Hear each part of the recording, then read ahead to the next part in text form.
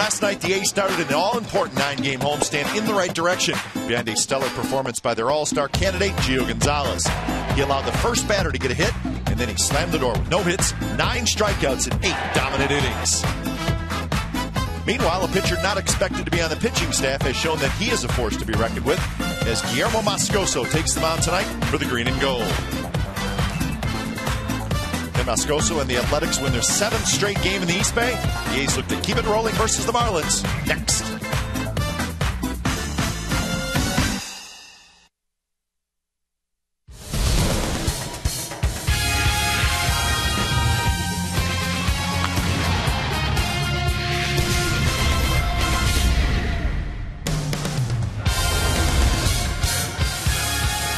We are set for Wednesday Night Baseball from the O.Co Coliseum as the A's are trying to make it 2 in a row over the Florida Marlins. A 1-0 win last night thanks to Gio Gonzalez. Guillermo Moscoso will be on the hill tonight. So game 2 of this 3-game interleague series. It's the Oakland A's hosting the Florida Marlins. You'll see it right here on Comcast Sportsnet, California. Good evening, everybody. Welcome to Oakland A's Baseball. Along with Ray Fossey, I'm Glenn Kuiper. Well, we all know the story. The A's need to hit more. The A's need to hit more. Well, let's hope they do, Ray. But really, the pitching's been great, and the defense, even though they've made a lot of errors this year, they also are a team that makes some great plays. You know, they've done an outstanding job, maybe tonight even more so with the sun shining this late evening. But the defense has started on the road in New York. Ryan Sweeney, tremendous job going into the right center field corner and making a tremendous play. Connor Jackson duplicated. Outfield has been playing great. How about Jamal Weeks at second base with a flip of the glove for the double play, and also David DeJesus continues to play outstanding defense. You have to have that if you're not scoring a lot of runs, getting great pitching. The A's definitely get in the defense. Guillermo Moscoso to the mound tonight, and what a performance his last time out, going up against the Phillies. Very good team at the Phillies' home ballpark, and he was dynamite. 5 1/3 innings of no-hit baseball. Also, Vance Worley pitched into the 6th inning. A couple of no-hitters on line, but Moscoso got some great defense, but he also pitched very well. He had 7 3-2 counts, yet he only gave up a couple of walks and the 1-base hit,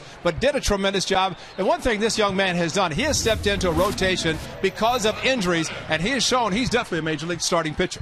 The Marlins will send Ricky Nolasco to the mound. If he's on, he can be very, very tough. So that's your pitching matchup tonight as the A's trying to make it 2 in a row over the Florida Marlins. We'll have lineups and first pitch when we come back to the Coliseum.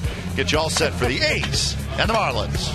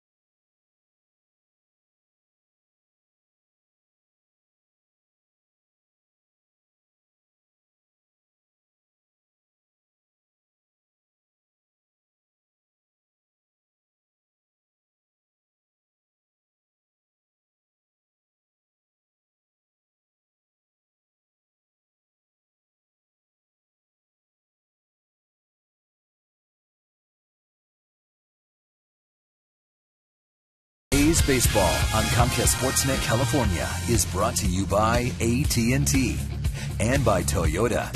Check out the great deals at your local Toyota dealer today.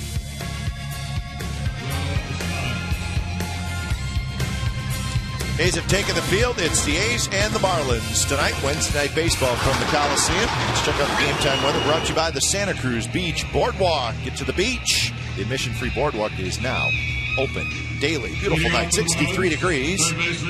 And indeed, the rain is gone. It's a nice night, and looks like the weather is supposed to warm up a little bit as we head toward the weekend. Here's the Florida Marlins lineup for tonight. Bonifacio will lead off. He's at third base tonight. Infante at second. Sanchez at first. Ramirez the shortstop.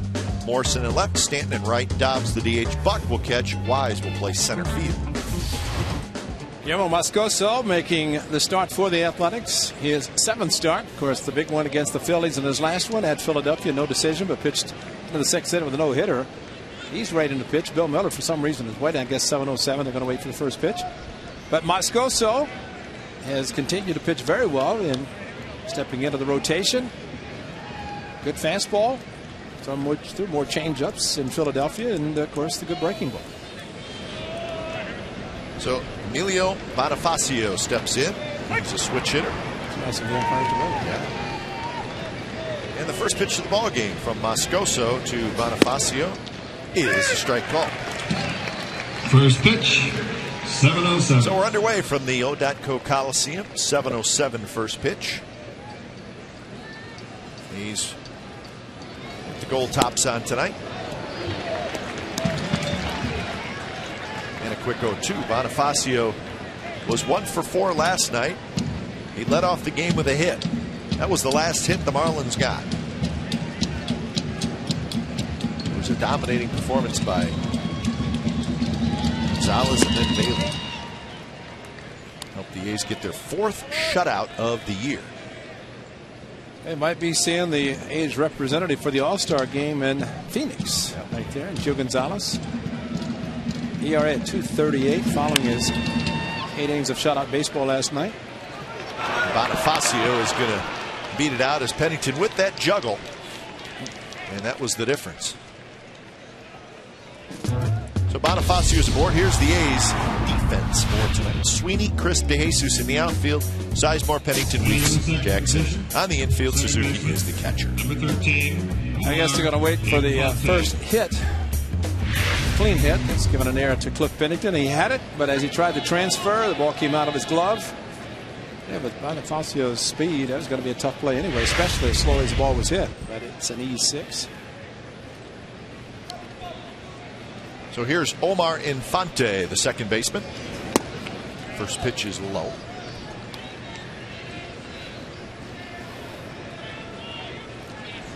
Infante 0 for 3 last night. An all-star last year. A good all-around player.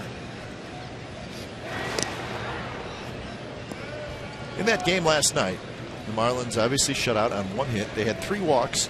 They struck out 12 times, and according to my book, Ray, all swinging strikeouts. And the only time they got a runner to second base was the leadoff man in the bottom of the top of the ninth, who reached down and there. Runner goes, and it's fouled back. So that was the only guy they got into scoring position, and then Bailey struck out the next 3. Tyson Ross, of course, his Cal baseball team, along with Cal, honored tonight. He was out on the field along with Bob Melvin and Connor Jackson. Gio Gonzalez, though, was very dominating last night, and there's no doubt he wanted the game to start pretty close to being on time because of all his family and friends in Florida. So the game started about 8:15, 8:16, which is 11:15 back in Florida, but no doubt they were watching. And they watched a great performance by Gio. Yeah, if they stayed up, which how could you not? It was worth it. Yeah. He was terrific. So Gio Gonzalez, you saw the ERA. He's now 7-5 on the year.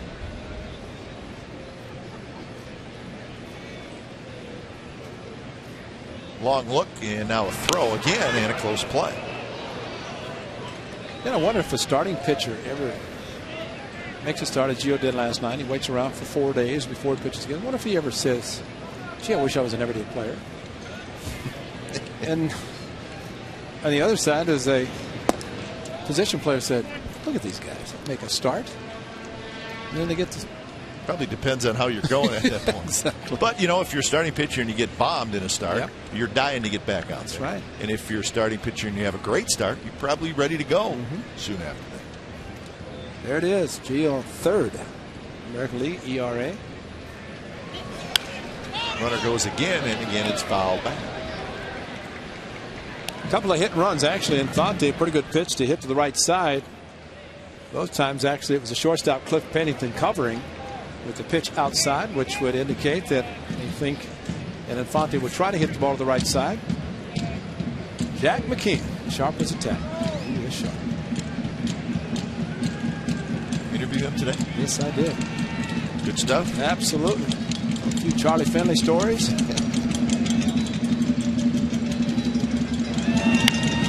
This one's lifted toward left center, where Coco Crisp is over there. He's got it. Bonifacio back to first. In the Dodge Charger keys to the game for Moscoso. Go deeper and building confidence. More confidence booster in his last start against Philadelphia for the offense. Try to give Moscoso some runs. Support him because he's pitched well enough to have more than 2 wins. Bob Melvin said last night 106 pitches for Gio, and you'd think here's a guy with a 1-hit shutout going into the 9th inning, but brought up a very good point that if you send him back out and had a base run, he's going to take him out and bring Andrew Bailey in, so better to have Andrew Bailey as closer start the 9th inning. But I'm sure the skipper would love to have seen his pitcher go out and pitch a shutout. First pitch to Gabby Sanchez is in first strike. By the way, you know, last night I said Jack McKeon managing late 70s ground rules have not changed. And he said, I went out there and he said they were the same in 1977. Sure. I mean, what's going to change here? You know, this Mount Davis isn't in play. Nope. But I don't know. I can't look around and see anything that's changed since this back in the 70s. Marty's, how long has Marty been here? Marty's, according to Marty, he's been here since day one. Marty did the Oakland Oaks in the 50s. That one's driven down the left field line and just fouled. Oakland Oaks. Gio Gonzalez, 9 strikeouts, so he's getting close to double figures every time he goes out. And boy, just had an outstanding fastball, and he threw the fastball early and then came up with a curveball later. In 1 inning, he threw 9 curveballs, got 3 strikeouts on 9 pitches, and just kept flipping the breaking ball. That was after 8 innings. The skipper said, nice job. Watch Boom Boom Bailey come in and close it out for you. Fortunately, that's what happened. Sanchez reaches for it and pokes it foul.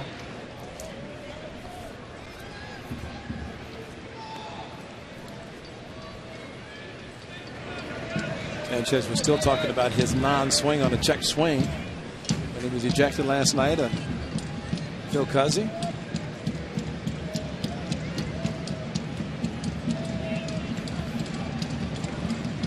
Bonifacio, a very good lead. Fouled straight back. This is the call. He got thrown out of the game, and he had a pretty good gripe. Oh, he didn't come close to swinging. And Phil Cuzzy, Gio was wanting an appeal to first base, and that's not even close to being a swing. Are you kidding me? And threw the bat, and that's when he was ejected. And still, I think that could have been an equipment violation and not an ejection. And it turned out to be big because his bat came up in the 9th inning. Runner goes, swing and a miss. Throw to second base is late. So it's going to be a strikeout of Sanchez, a stolen base for Bonifacio.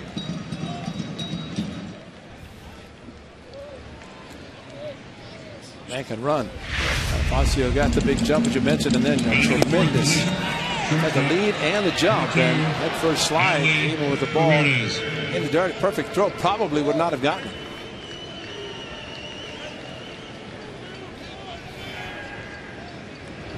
So, Hanley Ramirez steps in with the runner at second.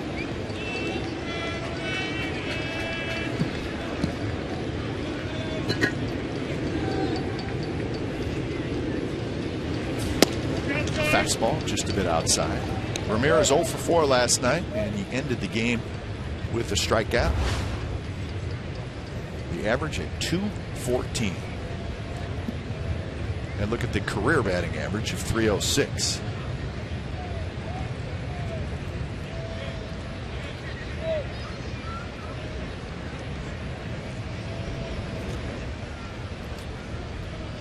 Now the situation with a runner at second and 2 outs, shortstop, second base, not moving, not holding the runner.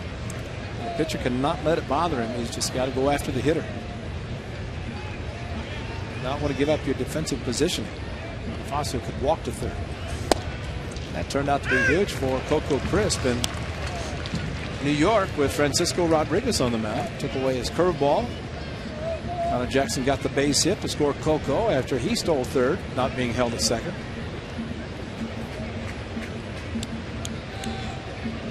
So 1-1 to Ramirez. Bonifacio not being held. He's got a big lead, and he's very fast.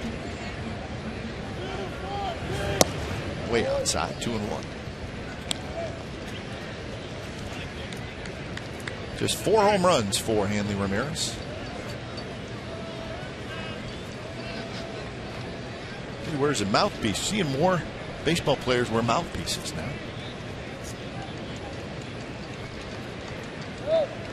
Victorino had one, and it was black. He kept sticking it out of his mouth. I'd probably go with the the normal clear color. Yeah. It's a style. Probably has something to do with the teeth. Gritting your teeth. Center field. Coco's back. Still going back. He's near the wall. Caught. Hanley Ramirez goes to straightaway center field, and that's a 2-run homer. So the Marlins grab a 2-0 lead here in the first.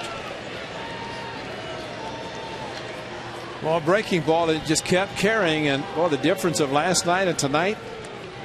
A ball carries out to straightaway center field. But a hang right in the middle of the plate is a big hard swing by Ramirez. High leg kick, got the front foot down, and the Coco, the way he's running after, is going to catch it right in front of the wall, but it just kept carrying.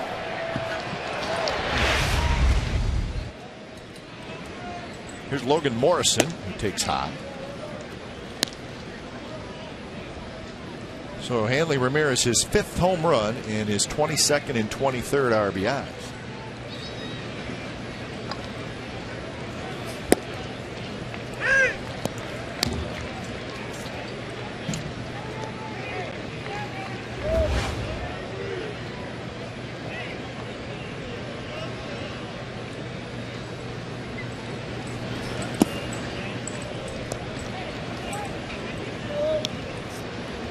Morrison 0 for 2 last night.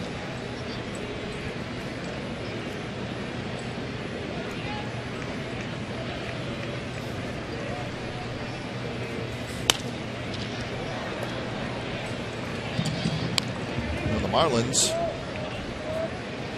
who just 1 hit last night and no runs, they get 2 here in the first. And they will be unearned. Leadoff batter, unfortunately. The A's hit too slowly, a little slowly, and Cliff Pennington tried to rush it. Foul back again. 24 pitches thrown by Moscoso here in the first inning.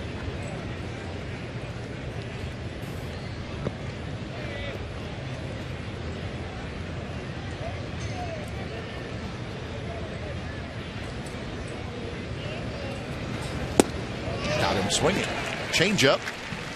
So Morrison strikes out, but a 2-run homer by Hanley Ramirez, and the Marlins lead 2-0.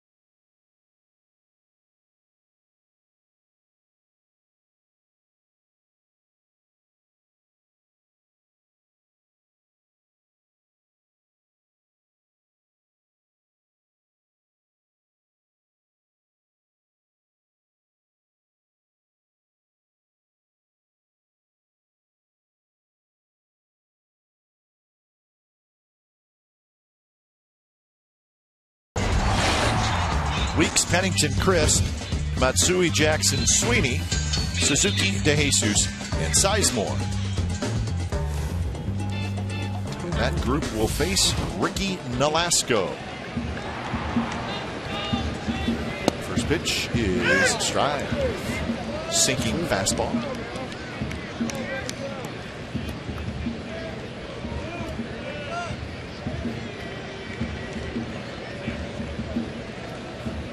Weeks hitting .306 with 6 RBIs.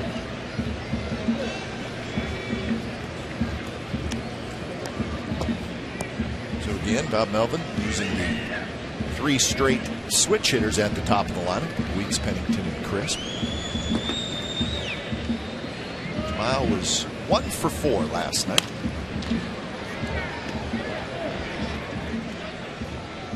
Ricky Nolasco making the start for the Marlins. He has been a double-figure win pitcher for the Marlins in 3 different seasons. This year, 4 is a wild. 4-4 record, 444 earned run average. So the good off-speed pitch, good 2-seam fastball through the first pitch, and then it's a good hook. Weeks on the strikeout, and that is out number 1. Here's the defense for the Florida Marlins tonight behind Ricky Nolasco. Morrison in left, Wise in center, Stanton in right, Bonifacio, Ramirez on the left side, and Fonte Sanchez on the right side. John Buck once again is the catcher.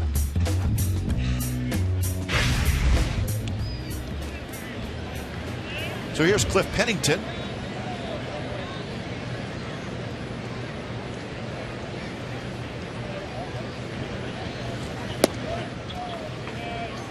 Pennington at .239 with 3 homers, 21 runs batted in.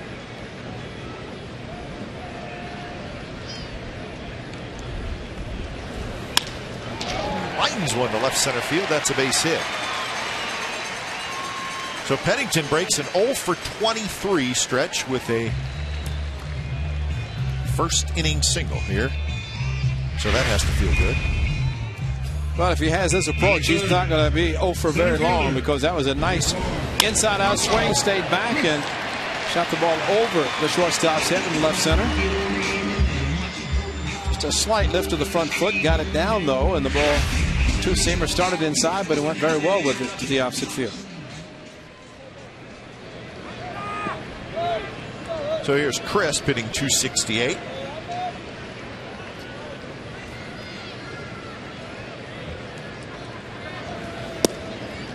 Cook had a couple of hits last night. He also walked, so he was on base 3 times. The average, again, .268 with 25 RBIs. Second in the AL in stolen bases with 23.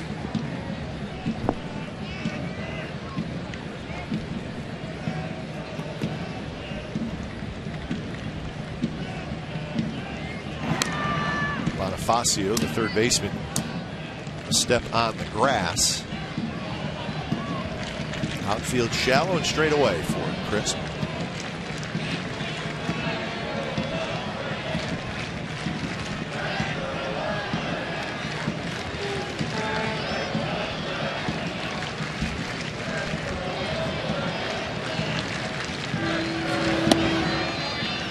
Nolasco is 28 years old. He's 6'2", 225 pounds, and the Marlins got him from the Chicago Cubs in a trade.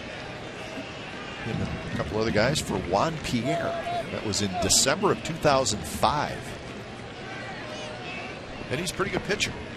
As Ray mentioned, the double-digit wins. His last 3 years, he's gone 15-8, 13-9, and 14-9. The delivery for him kind of takes a little bit extra time with the leg kick, and then follows through, falling over to the first base side. Good career record of 58-43.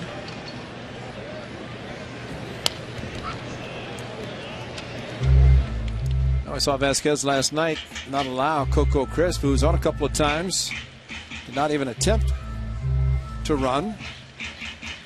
Coco also in Philadelphia ran through the bag and jammed his foot into the bag. But I don't think that's anything. He's been running quite well. Running well in the outfield and running the bases, so I don't think that was a problem. I think he just was not able to get a good read with Vasquez pitching.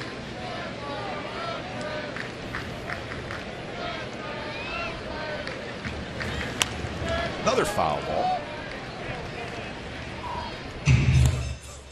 On deck is Hideki Matsui. Hanley Ramirez, the Marlin shortstop, with a 2-run homer in the first inning, top of the first.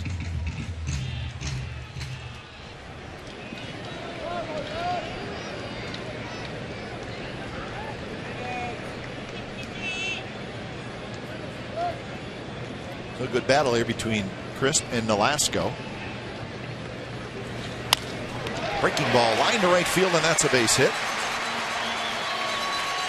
So back-to-back hits, and the A's have first and second with 1 out. Hanging curveball. Just great hitting. Coco fouling off some pretty good fastballs, and the hook comes in. He stays back. Very slight stride and inning.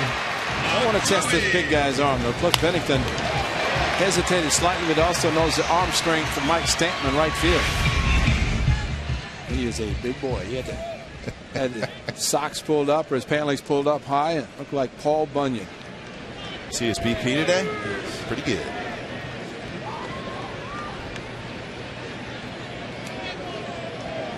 First pitch to Matsui is hit high to right field. Going back is Stanton, and he makes the catch right in front of the wall. Pennington will tag and go to third, and Matsui thought maybe he had number 500, but it comes up just short. Well, I think the ball got in on his hands just a little bit. And not bad if you hit it on the trademark, which is really not the sweet part of the bat.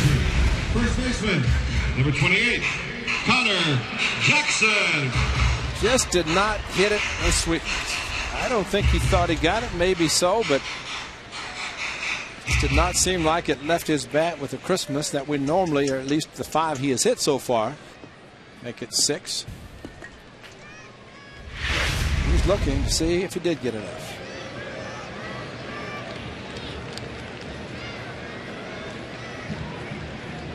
So here's Connor Jackson.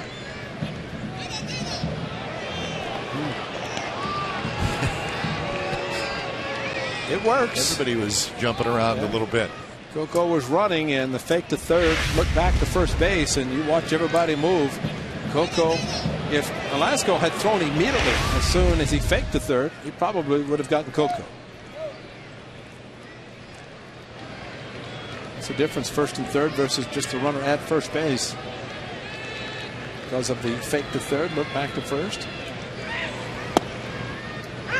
Fastball for a strike. 0-1 to Jackson, who's hitting .261 with a homer and 20 RBIs.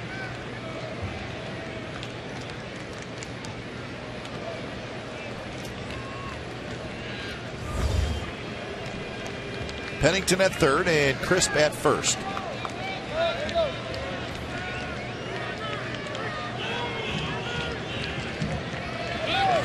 Coco takes off, and Buck will not make a throw. So Crisp has the stolen base, and that is number 24 on the year.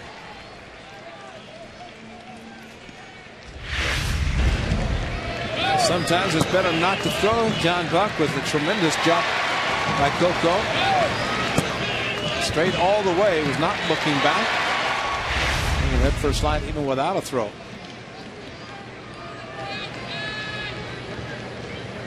So 1-1 to Jackson. Fastball is inside. Nolasco doesn't necessarily throw that hard. 90, 91. Good big overhand curveball.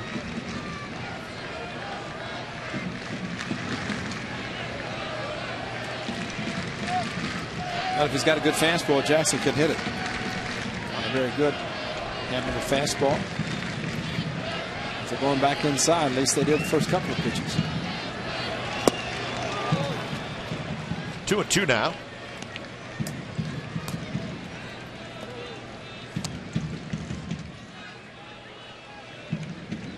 The center fielder Wise playing very, very shallow. Stanton playing very shallow and right.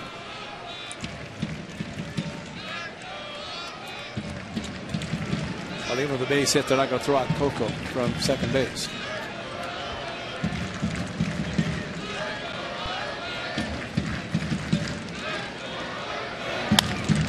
Hit hard, but foul. So Velasco tried to get a fastball in on Connor Jackson.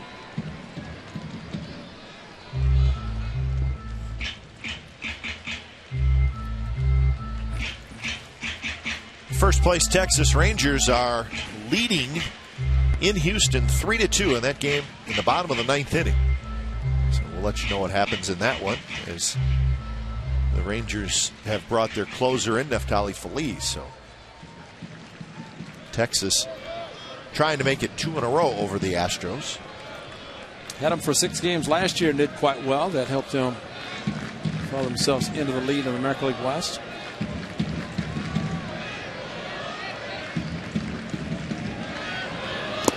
In the dirt, Buck backhands it.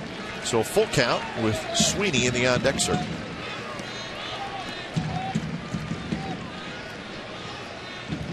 That's where you want your catcher to be very versatile and athletic behind the plate. He's able to backhand the ball instead of trying to get in front of him. Buck did a very good job, and he's a big guy.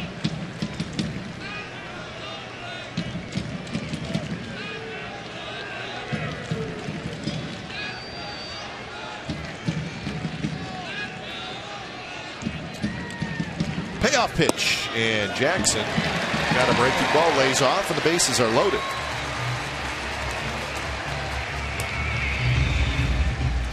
So both starters throwing a lot of pitches in the first inning. Batting in the 6th position, left fielder, number 15.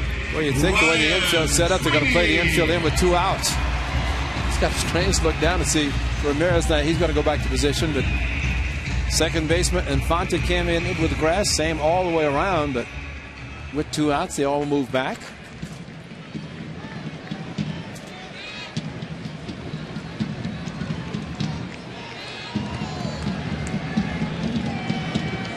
So the first pitch to Sweeney is outside. Sweeney 280 with no home runs and 9 runs batted in. He was 0 for 3 last night.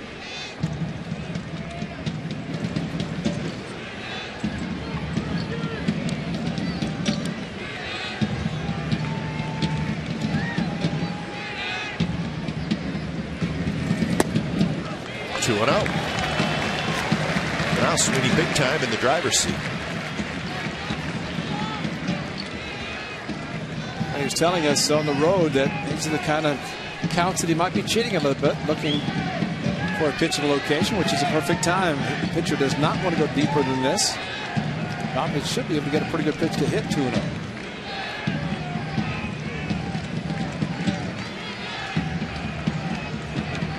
Close it before 8 o'clock. Can't guarantee that.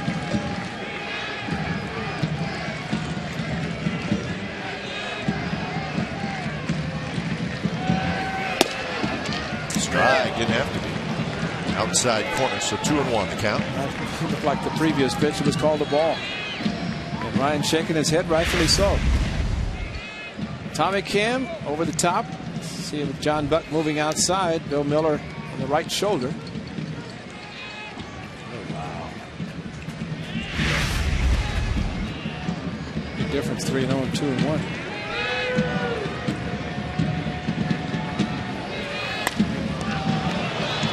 Pitch to hit there, and Sweeney fouled it back.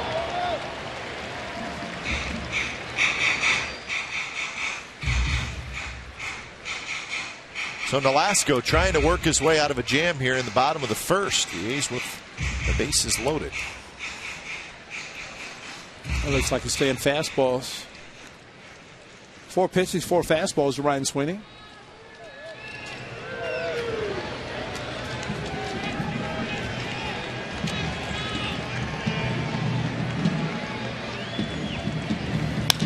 That one's drilled to center. Wise getting back there, though, and he's got it. Side retired. So the A's get a couple of hits, a walk, but they leave the bases loaded. 2-0 Marlins after 1.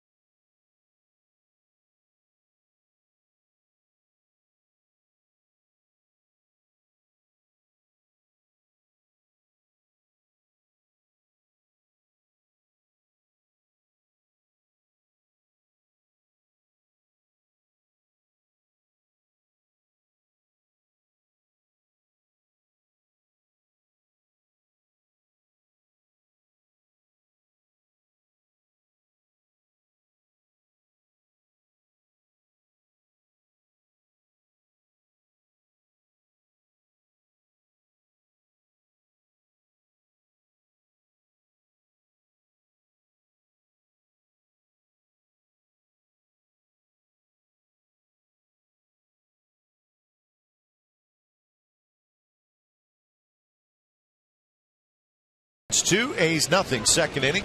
Hanley Ramirez with a 2-run homer in the first. Moscoso faces Stanton, Dobbs, and Buck here in the second. The Rangers won that game 3-2. It ended on a strike him out, throw him out, double play. So Rangers beat the Astros 3-2. The Angels also won earlier today, 1-0 at home over the Nationals. Dan Herron got the win, so he was terrific. The other LA team, Dodgers lost 1-0 to the Twins at Target Field. Yeah. So Herron got his 8th win, pitched into the 8th inning. 0-2 pitch, swing and a miss by Stanton, and that is strikeout number 3 for Moscoso. Celebrate summer with the A's 12th annual Mug Root Beer Float Day tomorrow, this Thursday. Join us as A's players Andrew Bailey, Craig Breslow, Gio Gonzalez, Adam Rosales, Jamal Weeks, and Brad Ziegler serve Mug Root Beer floats along with manager Bob Melvin. Former players, wives of players, and broadcasters. Admission is free with the game. Ticket. All proceeds benefit the Juvenile Diabetes Research Foundation. Gates open early. Our partner's having his right now. Leave me alone. Leave me alone. For more information and tickets, go to OaklandAthletics.com. There's a little sugar. That first inning, Lasco took about a half hour. So you're getting your sugar right now, right? I'd like a little privacy for a couple minutes. That's right. Just keep it going. Is there anything worse than the microphone being in the way? It's all right. You can work around it. I'll take care of things. That's first pitch ball to Dobbs. As sound good. Sound really good. You sound as good as this root beer float. What happened? Good fastball. 1-1 the count. As Lou Dobbs. The financial report. I'm back. Had to get a little sugar fix. That's tomorrow, Root Beer Float Day, 10:30 to 12:30 in the East Side Club. It's pretty good. Root Beer Float. Yeah, it is good. It's a nice mug. That's Trevor Cahill mug, so you can buy a game ticket, make a donation. It's a good day. Fans enjoy it. They have a lot of fun. Plus, it's kind of just half the day, you know. You go to Root Beer Float Day, and then you go to the ball game. So join us in the East Side Club tomorrow, starting at 10:35 for a couple of hours. It is good. 3-1 to Dobbs. At the plate.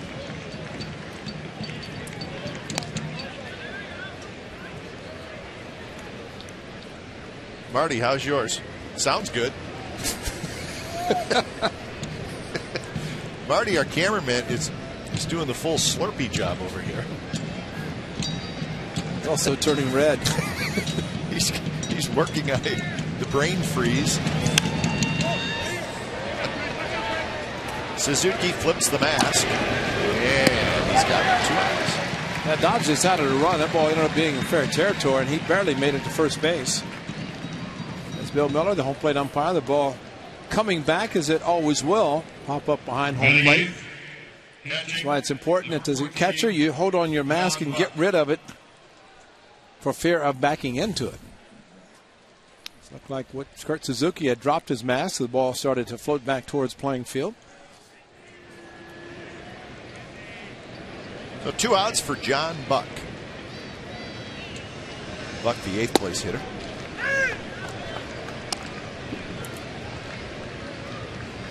So we said that Rangers won, the Angels won. So that's the bad news. Seattle lost. The Braves beat the Mariners 5-3, and that's a 3-game sweep by Atlanta.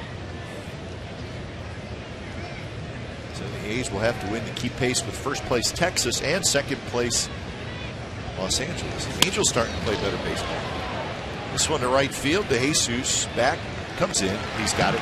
And Moscoso has a 3-up, 3-down inning. Bottom of the second coming up. 2-0 Florida.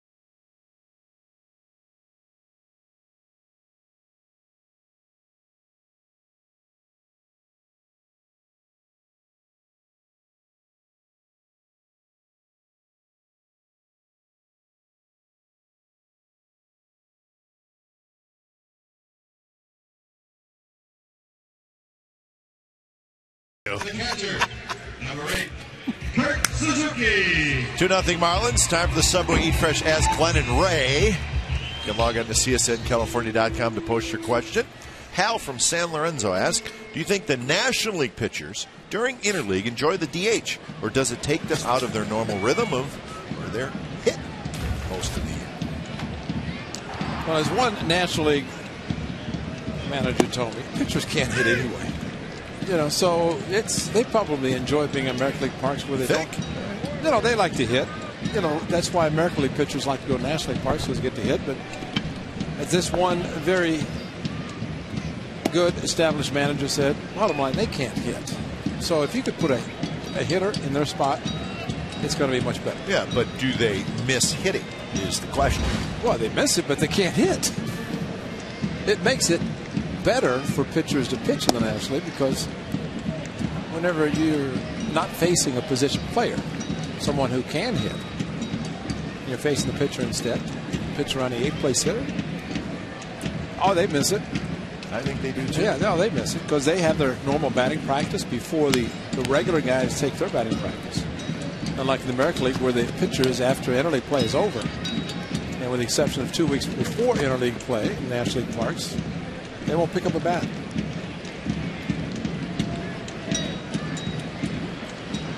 Well, I guess most of the pitchers in the National League like to hit. That's my guess. Yep. That doesn't mean they're good at it, certainly. No, that's why Cliff Lee, one of the reasons he went back to the National League. Back to Philadelphia, where he had a good year. And of course, he's pitching well, but he also likes to swing the bat. But from his standpoint as a pitcher, to face the opposing pitcher, Right fielder, he's got to help him. He's doing okay. I think we should get a second round of root beer floats, huh? Yeah, I would have no problem with that. Marty doesn't get one. He's making too much noise.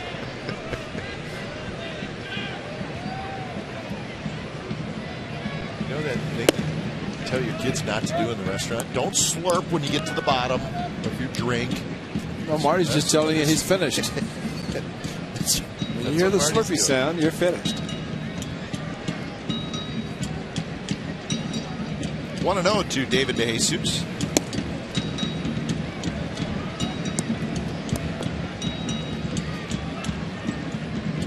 That's not a root beer float, but she's enjoying it as much as we enjoyed our root beer float.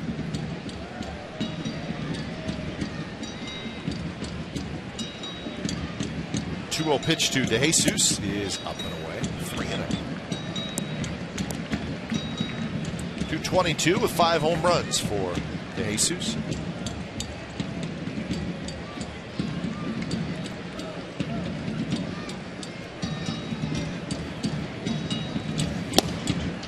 Outside, so that's a 4-pitch walk. Second walk by Nolasco. This is game number 81 for the Athletics. So after tonight, they are halfway through. 36-44 coming in. With that Rangers win, the A's now 6.5 back.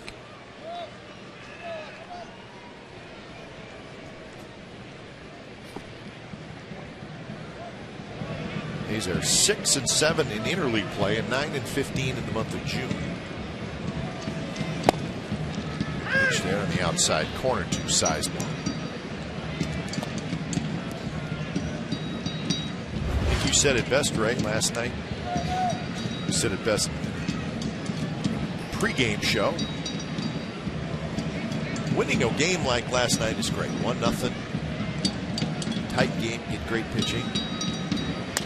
But you can't keep doing it. Just the point. The A's have scored 9 runs in their last 6 games. At some point, you got to score a few more runs. Yeah, like 9 in one game. Exactly. Or half in one game. Now batting. Yeah, that's, I mean, what Gio Gonzalez did last night, of course, Andrew Bailey with any sort of ground ball after Bonifacio reached base on the 2-base error. I mean, that could have been a tie game very quickly. And let's not forget the A's run was unearned. Exactly. It was because of an error on the shortstop. But Gio was outstanding, and that simply Like a pitcher says in the first couple of innings, give me a run and I'll take it the rest of the way. It was unearned and Gio took it. He sure did.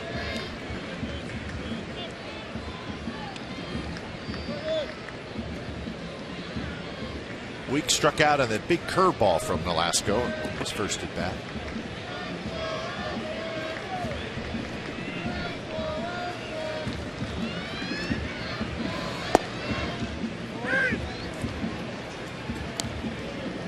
The Marlins, their record is 34-45. We know about their struggles. 3-23 in the month of June. Amazing. June's almost over. It'll be over tomorrow. And we talk about that a lot, Ray, when a month comes to an end. And players look at the calendar big time. And if they're going well, they don't want the calendar to turn. If they're going bad, they do. How badly do you think the Marlins want July to come? 3-23. Losing just about every which way. Definition of the June swoon. Oh, that is a swoon.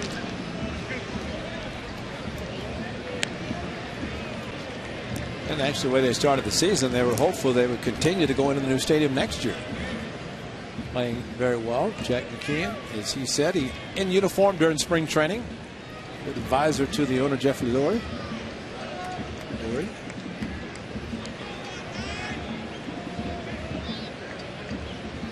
Well, the problem for the Marlins, obviously, the record, and they're 15.5 back. But you could make a pretty strong argument that maybe the two best teams in the National League are in their division: the Phillies and the Braves. Braves are a pretty good team. Milwaukee in first place, Giants in first place. Both the Phillies and the Braves won that. Slice to left. Morrison is there. He's got it. Side retired. He's going to walk to DeJesus. Nothing else. We're headed to third. 2-0 Marlins.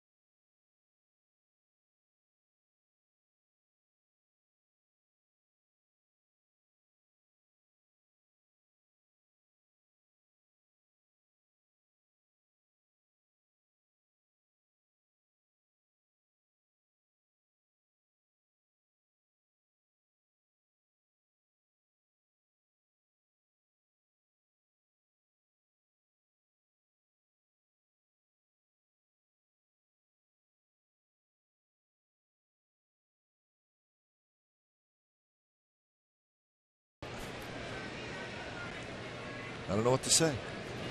Say he's got his phone. Has anybody seen me yet? Has anybody seen my cool mask? Is he tweeting? Could be. Got a tie going. The green tie with the vest on.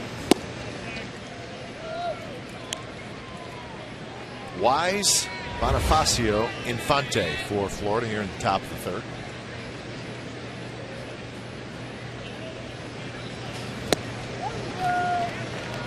One and two, good off-speed pitch from Moscoso.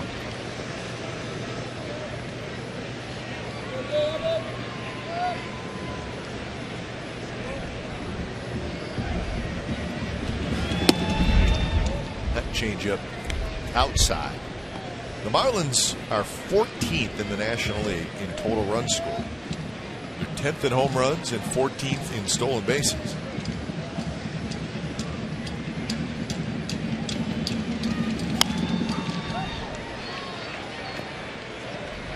Coco's going to take care of this one, and he does. Wise is retired. Fans spend your 4th of July watching the A's play the Mariners. 10,000 fans will receive a Stars and Stripes A's visor presented by Cache Creek Casino Resort. For tickets, go to oaklandathletics.com/tickets. 4th of July weekend coming up as the Arizona Diamondbacks will be in town. Friday night, Saturday night fireworks, Sunday afternoon, and then the 4th of July on Monday, a day game.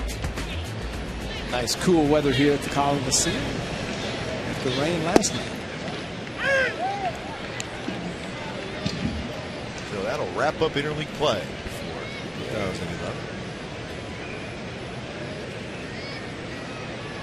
2011. 0-1 to Bonifacio. He slices this one into center field, and that will drop for a hit. So that's the second hit, and Bonifacio is on for the second time. He reached on the air to start the game. Which means he'll probably attempt to steal again. Excellent speed. 13, Really just slap hitter and slap this one. We've seen the Marlins, a lot of teams play shallow, and the reason they do is take away hits like that. You play a little bit deeper, you're going to let those drop in front of you.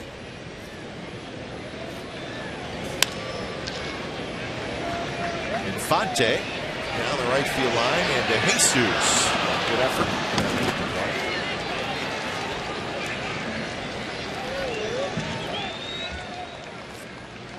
So 0-1 the count to Infante. Oh, the wet grass. David DeJesus made a very good play, sliding and then keeping the ball. And boy, when you go into slide, concentration, put the glove up going in the slide, and especially have Jamal Wiggs jumping over it. That was the green jersey worn last night by Gio Gonzalez, which is very unusual. Moscoso goes back to the goal tonight.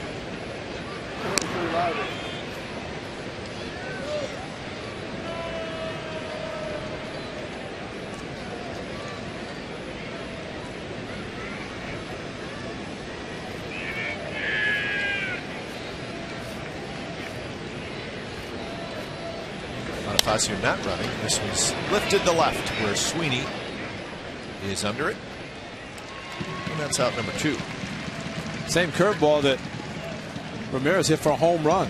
One that Infante just got under and pulled to left field. Now batting, number 15, Gabby Sanchez. Pretty good pitch to hit. Ramirez, as big and strong as he is, not surprised he took it out to center field.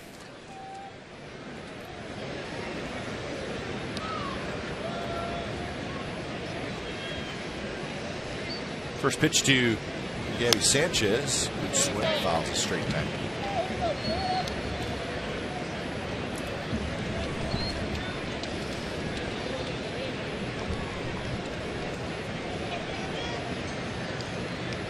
Sanchez struck out swinging in the first inning. One of 3 strikeouts for Moscoso.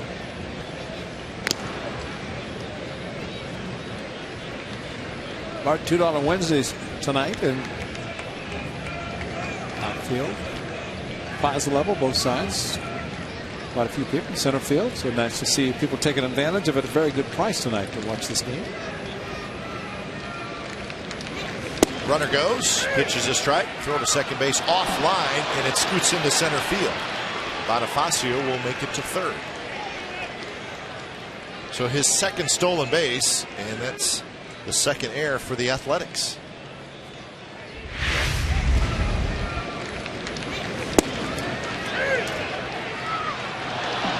The ball deflected off of the glove of Jamal Wiggs, and Cliff Pennington was there to back up, but the deflection kicked it into center field.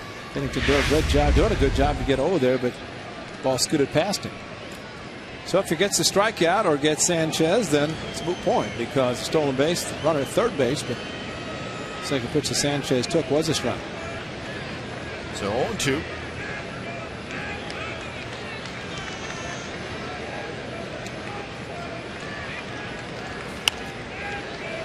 fastball foul.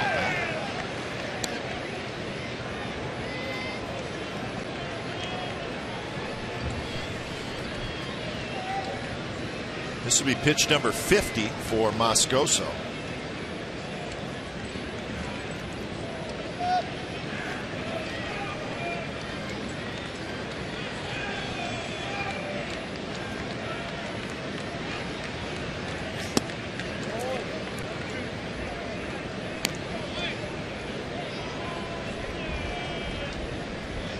A lot of pitches for Moscoso. We're just in the third inning already. It does have a slow pace to it tonight's game. Maybe they're waiting for the iron 12-minute rain delay. This one hit high and foul. As we like to say, it's not always time of game, but pace of game. Now, they do go hand in hand. Or quality. We've said that too. Gavin Sanchez is one you did not want to make a mistake. No. He is strong. Yeah, that was a high changeup, a mistake from Moscoso, but fortunately Sanchez strong and got out in front of the ball.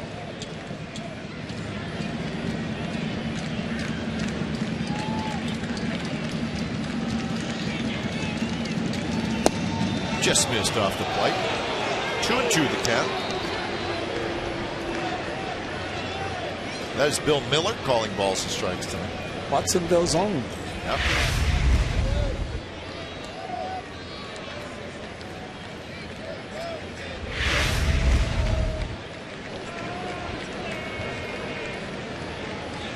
Sanchez out of that crouched hitting position.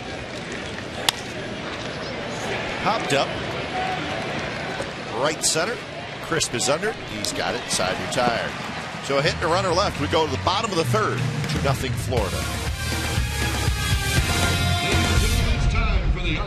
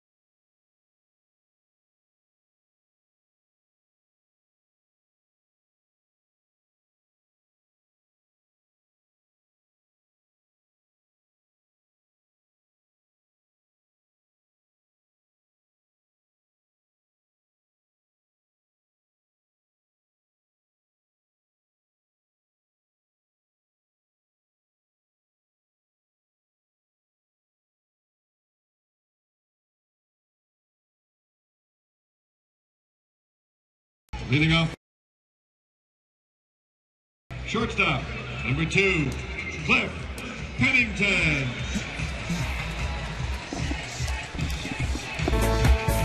Authentic fans know where to find the best deal in Bay Area baseball. Comcast Sportsnet California's Authentic Fan Fridays at the Coliseum. $12 gets you a ticket in our value deck behind home plate, an Authentic A's fan t-shirt, a cheer card, and a $6 food and drink voucher.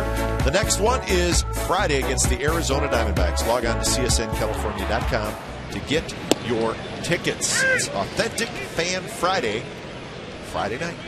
A's D-backs. 2-0 Marlins. It is the bottom of the third inning. Pennington drives into right field. Stanton gets back there, over the shoulder catch, and that's out number 1. Well, before the game, the Cal baseball team threw out the first pitch. Some of the Cal players got to meet some former Cal players. That's Dave Esker, the head coach for the California Golden Bears, and it really is a great story. They were close to being shut down as a baseball program. People stepped up, donated a lot of money, and they're alive and well, and they go to the College World Series. I mean, talk about going from one extreme to the other. So the A's are honoring the California Golden Bears baseball team, and they deserve it. So they're sitting back, kicking back, the head coach. Just wish they would have won it. Man, talk about a real story. That would have been a real story, yeah. It's a nice taste to be able to go back, and now they don't have to worry about extinction. I mean, they can worry about just playing. We got a list of major leaguers that went to Cal, and these are guys that are currently playing. Jeff Blum, Xavier Nady, John Baker, Connor Jackson, Brendan Bosch, Brandon Morrow, Tyson Ross, Alan Craig, who plays with the St. Louis Cardinals, and of course Bob Melvin. Well, those are guys that are currently playing. There's also a handful of guys who had pretty good careers. Jeff Kent went to Cal. Darren Lewis. Kevin Moss, remember Kevin Moss? Lance Blankenship. Brian Price, the pitching coach. Pitching coach for Bob Melvin. He was with Arizona and with the Seattle Mariners. So it is a terrific program, and we're thrilled for them that they're not going anywhere, and for the season they had. Late attorney Wayne Hooper, I know, would have been very proud of his alum, the Cal Bears. He was instrumental in helping them recruiting, and Bob Milano at the time was the head baseball coach. You ever met Bob Milano? He's the greatest man in the world. Awesome. He is tremendous. He is absolutely awesome. Talk about a good baseball team. Yeah.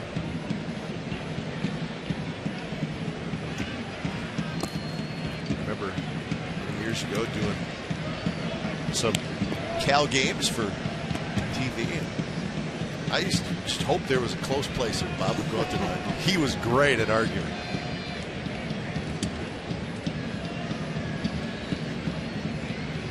Two and two to Hideki Matsui.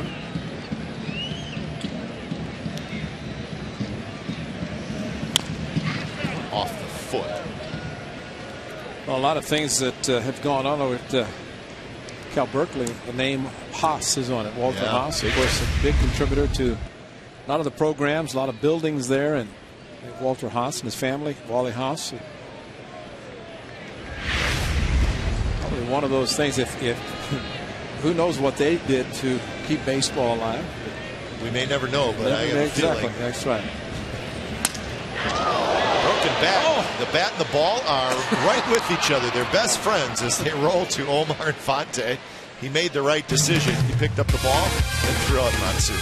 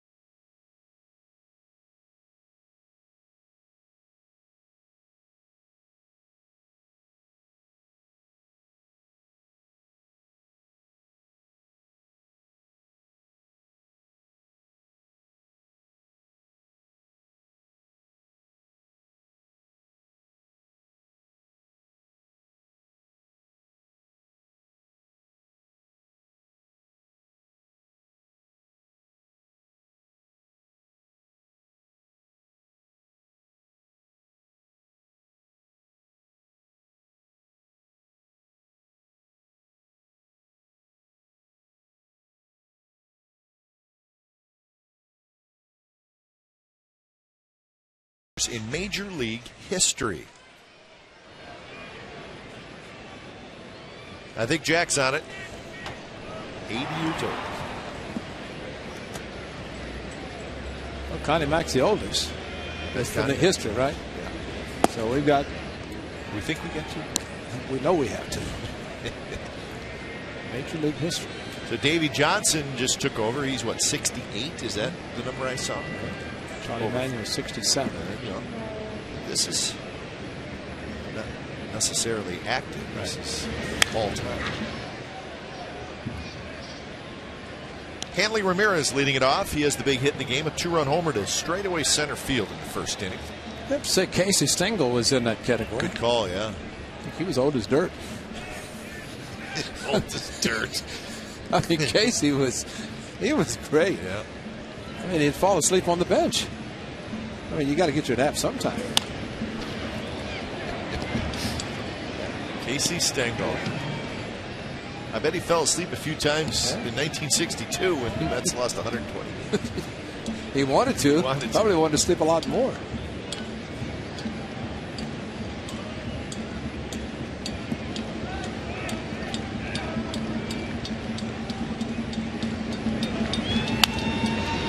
Off the end of the bat.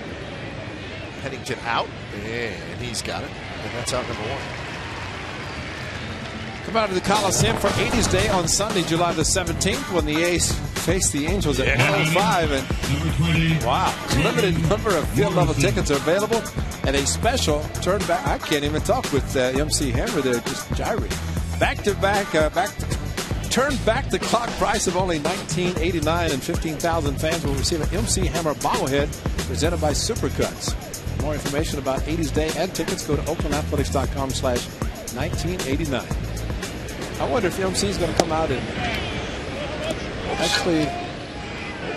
I'd like to see him just some parachute pants and just can't touch this. Dance. Maybe he'll come back as general manager, which he was for the A's. At the age of 12? Yeah. Well, he was an announcer, too, for a game, wasn't he? I think he announced a couple games. One game. Yeah.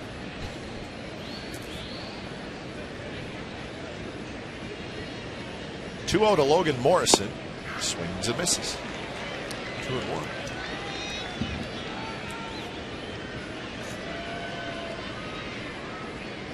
Moscoso's only allowed a couple hits so far. I've been taking a peek at the pitch count, which stands at 60 as he makes his 61st just in the 4th inning. Well, he needs a couple quick innings. He wanted that pitch on the outside corner, but Bill Miller said it was not.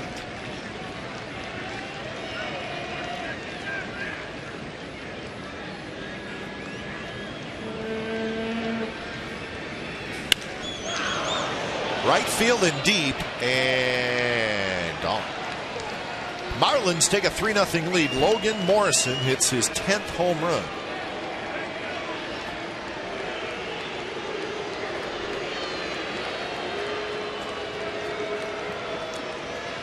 Fastball at 90 miles per hour and 3-1 count.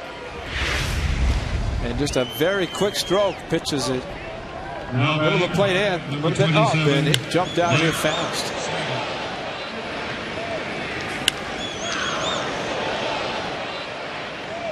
That wasn't cheap. No, that is cheap.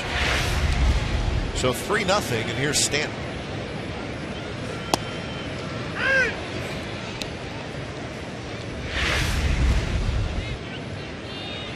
A very good swing facing Gio last night. Did not have much success because of very good curveball from Gio.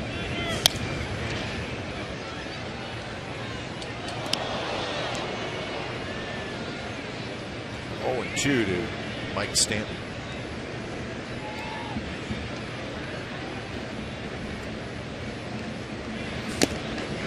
Foul tip, and that's another strikeout. So Stanton has struck out twice. 4 now for Musco. So 2 outs here in the 4th.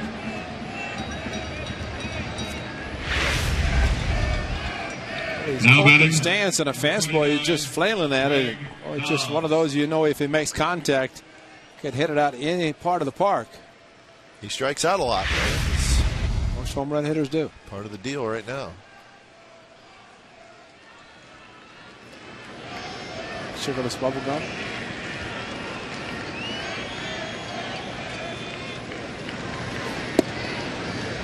Dobbs fouled out to Suzuki. That was in the second inning.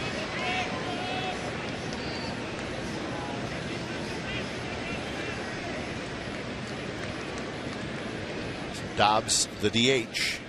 Also, obviously, in the National League, one of the better pinch hitters.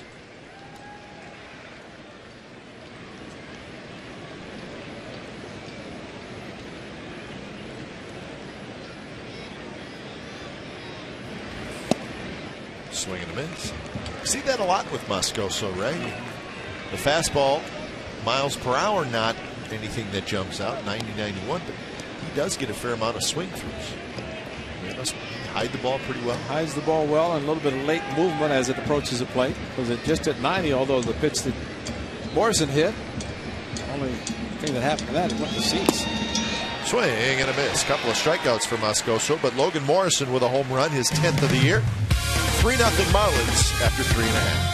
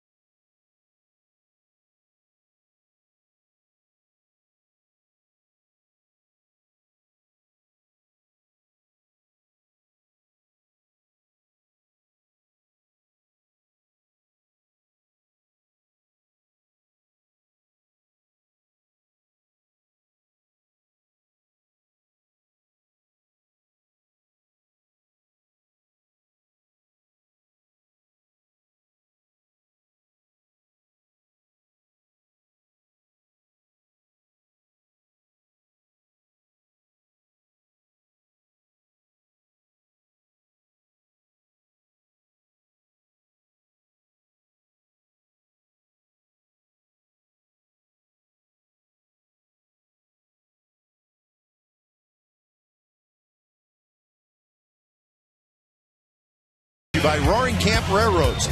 For a holdup that's worth the wait, it's the great train robbery at Roaring Camp Railroads this 4th of July weekend. RoaringCamp.com. Bottom of the 4th inning.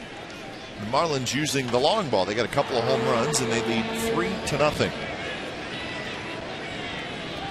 And Ricky Nolasco has retired 5 in a row. And he's allowed just a couple of hits. Both those came in the very first inning.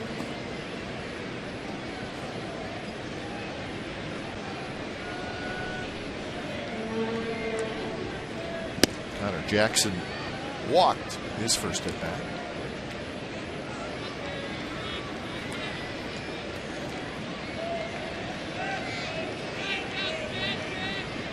Jackson will be followed by Sweeney and then Suzuki.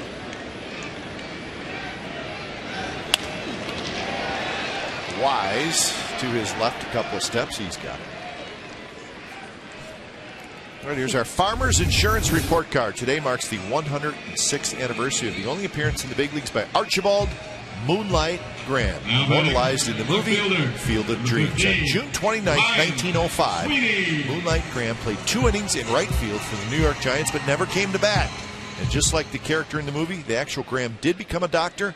He served the people of Chisholm, Minnesota for 50 years. It's a great story and a great movie, Field of Dreams. Just like to be at the plate and look out of the picture, wink at him. Just to let him know that I know what he's going to do. And then get drilled. Now, give me an estimation, Ray, of how many times you've seen Field of Dreams. Probably twice. Twice on the last road trip. Baseball. Ray, Baseball. if it's the East Coast flight, Ray can get Field of Dreams in twice. That's right. It's a good setup. You watch the movie, have a little dinner, take a nap, and then watch the movie again, and then we land in New York. Perfect. Perfect. Forever.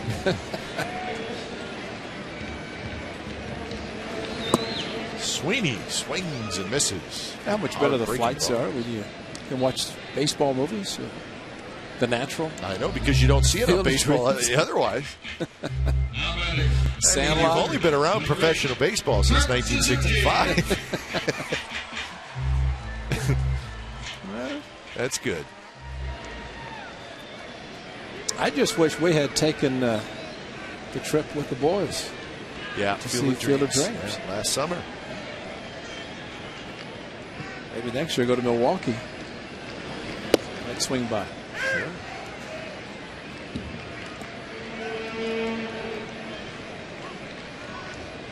Suzuki hit a fly ball to center field. And they did bring their shirt. Field of Dreams shirt. Yeah. And a corn cob. Daddy, there's a man out on the lawn. Shoeless Joe Jackson. He appeared on the lawn. Well, they went in September, so harvesting corn. Yeah, it's a good time to grab a corn cob and bring it back to somebody you work with. So 2-1 to Suzuki. Hit to right center and hit well. Stanton on the move, still on the move. Makes the catch, running into the right field wall. The big guy can move pretty well in right field. And Velasco has retired 8 in a row.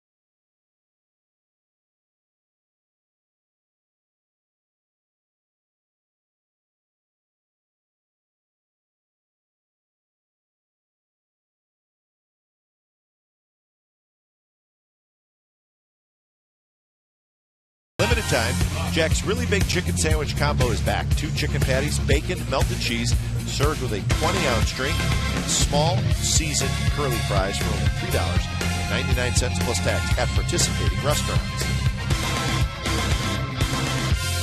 3-0 Florida, top of the 5th inning. Buck, Wise, and Bonifacio against Escoso. Look up at the scoreboard. All games are now final, except for ours. A lot of day games today. Yeah, a lot of getaway days. Yeah. The A's were off Monday. A lot of the clubs played Monday, but today being a getaway day, and home teams accommodating those visiting teams with a day game.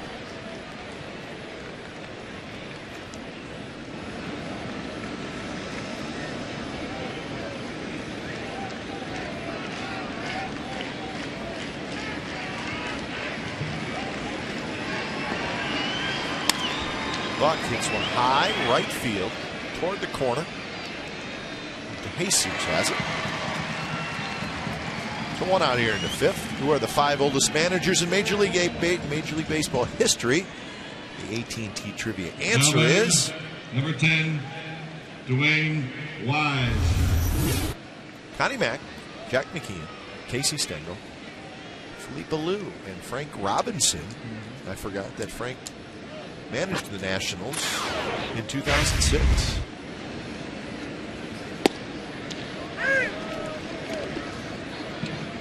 First managed in Cleveland, 1975. Skipper was back there for a couple of years.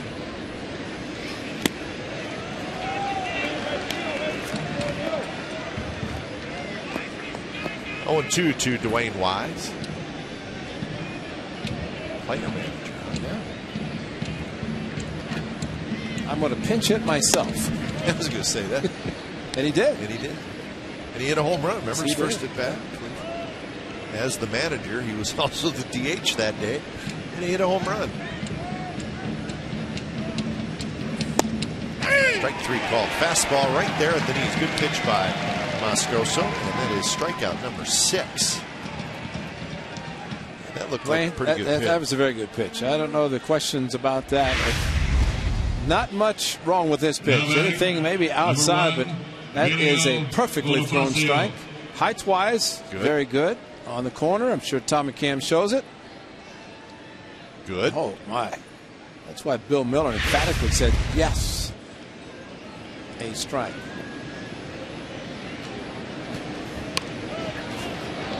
Bunted foul by Bonifacio. Well, Moscoso knows that last night his club scored 1 earned run in 9 innings. So the offense has not been that good. He's down 3-0, just trying to keep. There it is. Total of 3 runs while he's been in the game. 0-2 and 235 earned run average. He's pitched well, but just lack of offense.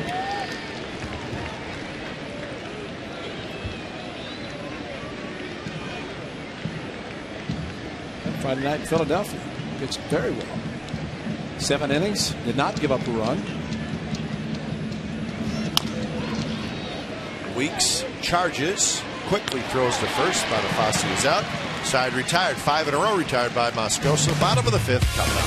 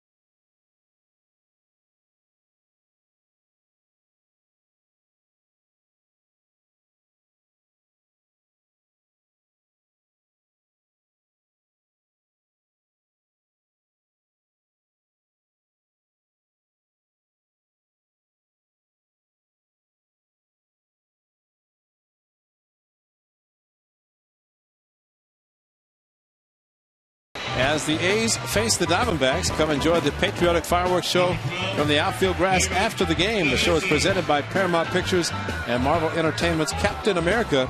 It's in the theaters July 22nd. For tickets, go to OaklandAthletics.com/tickets. Go to OaklandAthletics.com for some offense.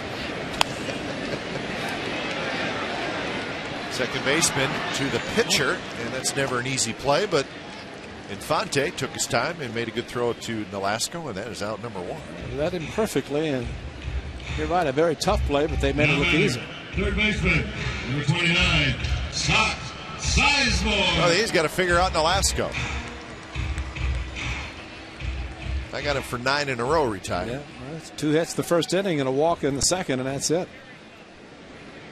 He's had the best chance in the first inning with the bases loaded. 2 outs, and Ryan Sweeney might look back at the 2-0 pitch that was called a strike that probably was ball 3. And ended up lining out to center field. 0-1 to Sizemore, who hit a fly ball to right field. Right side again, but foul. So 0-2.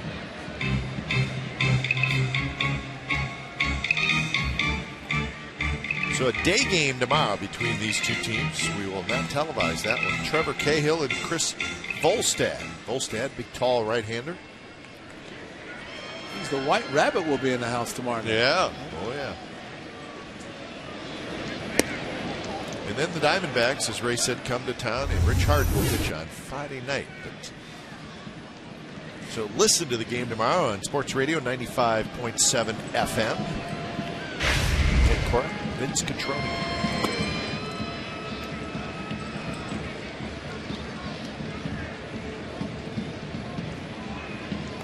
So Hart will pitch on Friday. Outman will pitch on Saturday. These have not announced Sunday start. Strike 3 called outside corner. With a fastball, 3rd strikeout for Nolasco. Another pitch outside corner. Slight tail in action coming back to the outside. On the corner and called once again emphatically by Bill Miller. That came back. And I think pace of game, time of game, everything bad. By trying to force the hitter to swing the bat a little bit.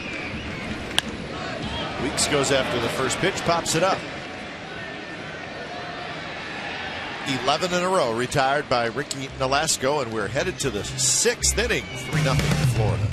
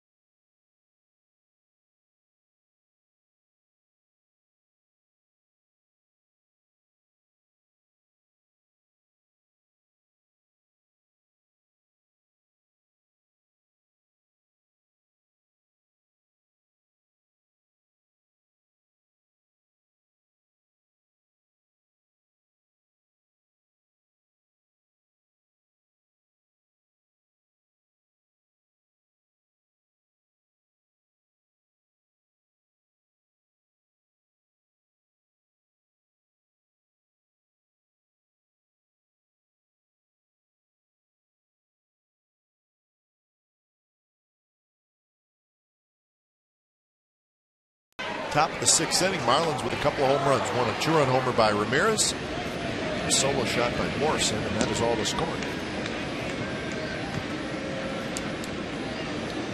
Infante to lead it off, followed by Sanchez and then Ramirez.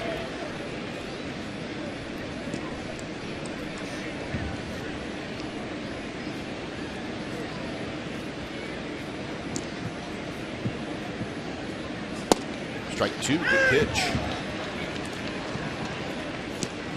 Fly ball to center and a fly ball to left for Infante. That's a pretty good pitch to hit. Especially curveball in his last at bat, just flew out to left field.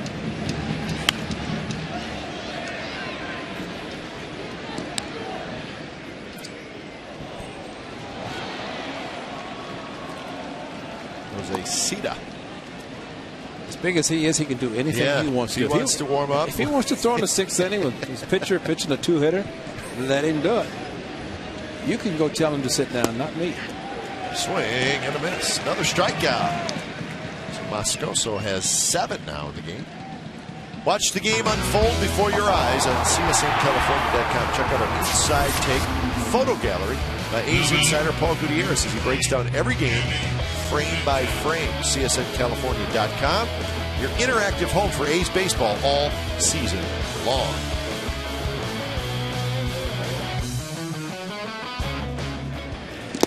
Swing and a miss by Gabby Sanchez. Strikeout and a fly ball to center field for Sanchez. So 0 for 5 in the series.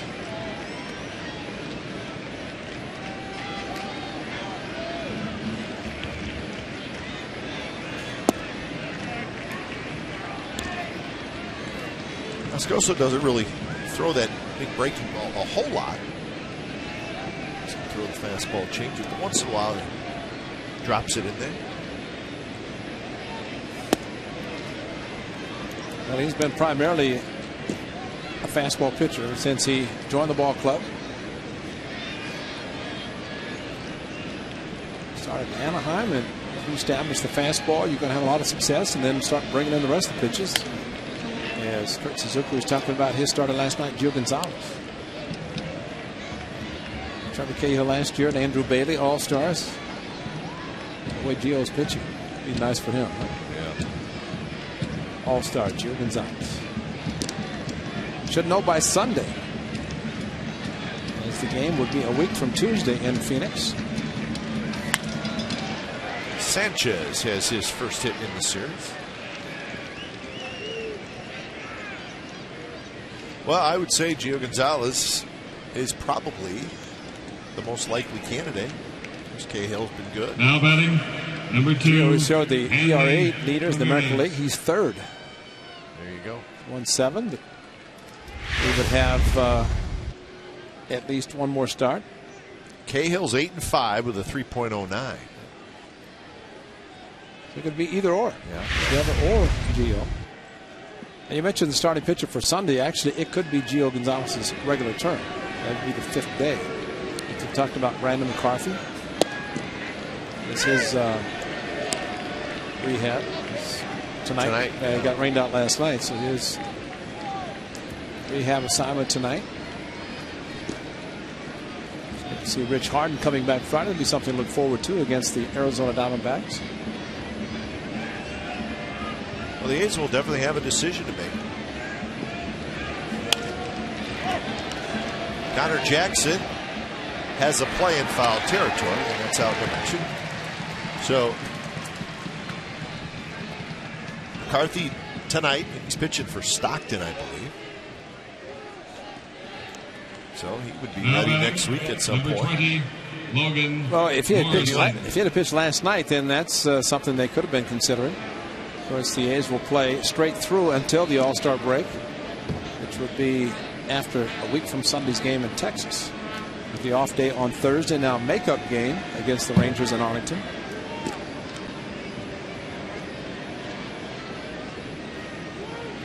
Really, one of the big decisions is going to be Friday when Rich Harden is activated. They have to make a decision as far as who is going to be sent to AAA. Graham Godfrey, I guess his turn was tonight, so he has been skipped. He's in the bullpen.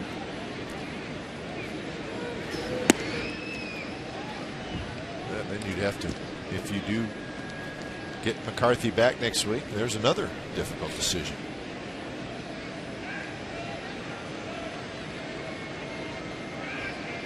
One and one to Morrison, who homered in the 4th. Changeup, fouled it back. It looks like if you can throw breaking balls consistently, you have a pretty good chance. A very good fastball hitter, as he showed. Hitting a 3-1 fastball. Got a change up in his first at bat, swung through and missed.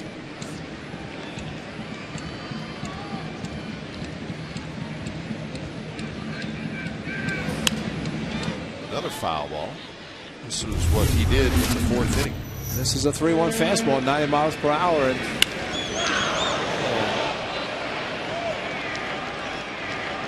if they'd have done that last week, and hit all those cars that worked out. We didn't have a ball hit into the cars in right field. That would have crushed a couple right there.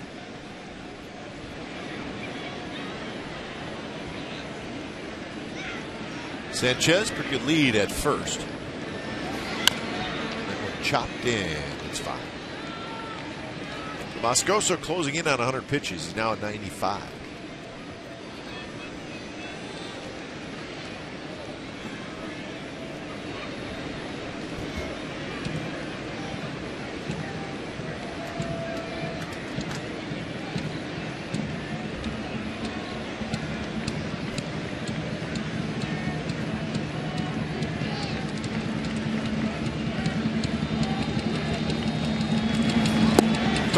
Call the breaking ball. Morrison knew it. So 8 strikeouts for Guillermo Moscoso through 6 innings. The A's trailing 3-0.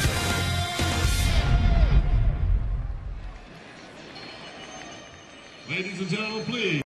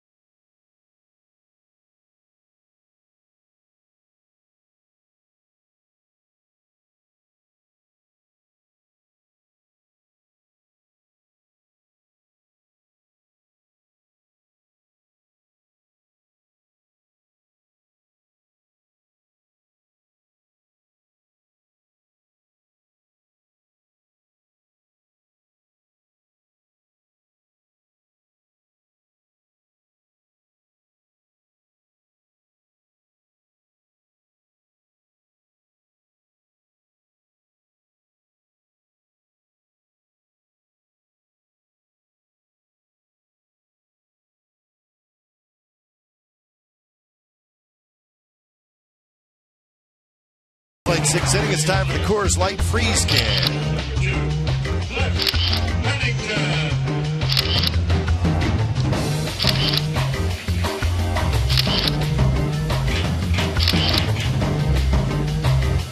Coors Light freeze can is brought to you by Frost Brewed Coors Light, the world's most refreshing beer.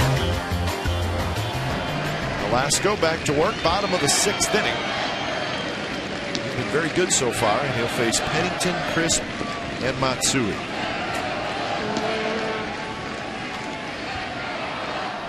11 in a row he has retired.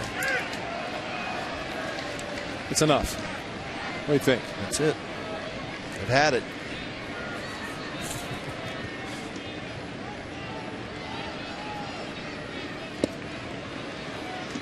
Quick 0-2. Breslow throwing for the A's, just started.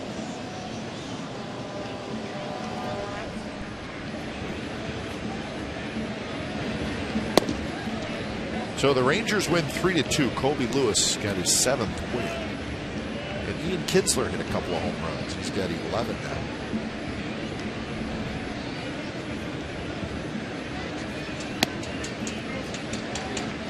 The Angels 1-0 behind Dan Herron. So that's a sweep for the Angels. They have won 11 out of 15, so they're starting to play pretty good baseball. You know, the one way they're doing it, they have the veterans. Vernon Wells starting to pick it up, as we knew that would happen, and of course Torrey Hunter. But their young players have been doing a great job. And I've always known that the Angels will not trade young players. They try to acquire players. So they've kept their farm system intact. Oh, baby. Right field and deep. Stanton going back near the wall, and he caught it. Wow. How did that ball not go out? And Nolasco thought it. But another excellent play by the right fielder Stanton. I thought Cliff Pennington on 3-2. Started the count 0-2. This is a great swing. Nolasco had to have thought it was going out. I thought it was going out. The only guy didn't was Stanton, and he made a great play, and the wall's still standing, unbelievably. What a big man crashing in. He could look up and find the wall. That close to the A's getting on the board, and yeah, I'd be doing that too. That's a great play. It's twice he's gone into the wall. So here's Coco Crisp. It's a great look to see how close, and he knew he was going to make contact. And he did. Got the ball in the glove. Coco to bunt, and he missed it. So the count 1-1.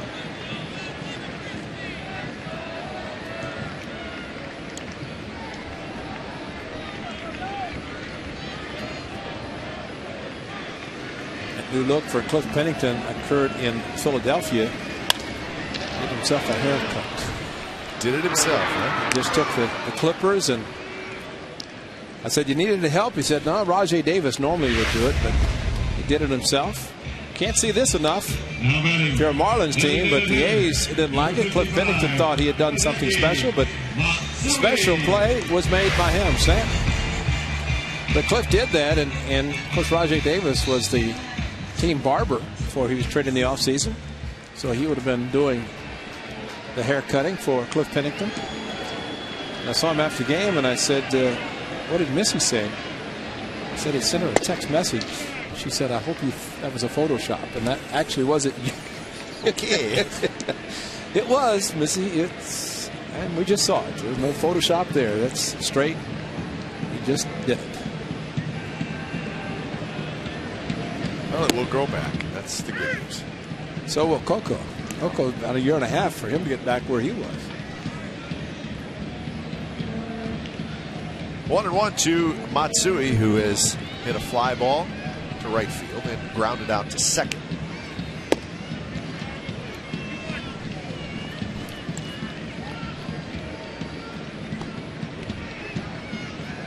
And the average for Hideki Matsui is now at 221.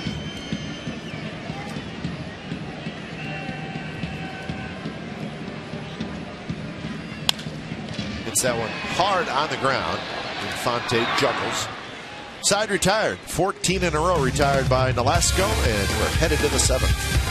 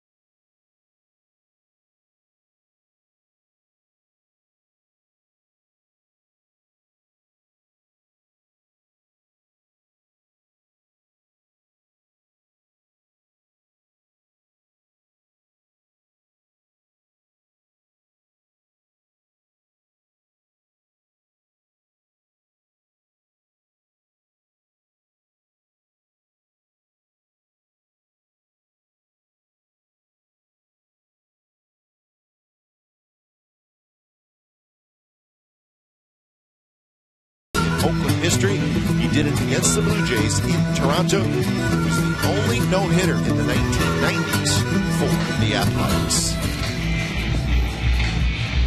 was good. That was Dave Henderson catching the final fly ball out. Would end up with the Blue Jays, but what a story he was. 20 wins in 4 consecutive seasons, at least 20, and a no-hitter. And maybe that was the only one for the A's, but that night, Fernando Valenzuela on the coast pitched a no-hitter the same day. And when it's time for change, think Speedy Oil Change and Tune-Up. Your oil change tune-up and smog experts. Breslow, the lefty, comes in. He'll face Stanton, Dobbs, and Buck. Stanton has a pair of strikeouts in the game, both swinging.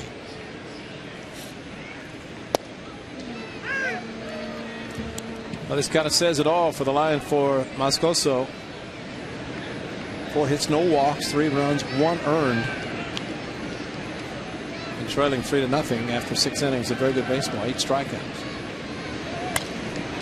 Stanton with a big rip, fouls back. 1-2 the count. Well, this was Fernando Valenzuela that night in Los Angeles. Be the St. Louis Cardinals.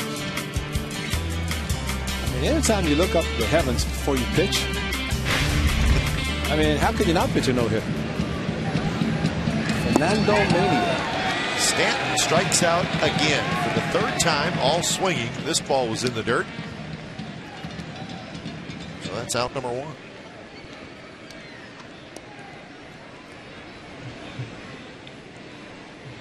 Suzuki, a good block of a pitch in the dirt, but it was the breaking ball and not even close. And well, we have seen the aggressiveness of the Marlins last night.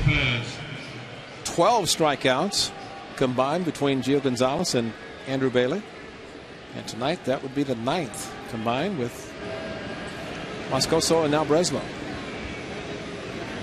So here's Jose Lopez. He's hitting for Greg Dobbs in the DH spot.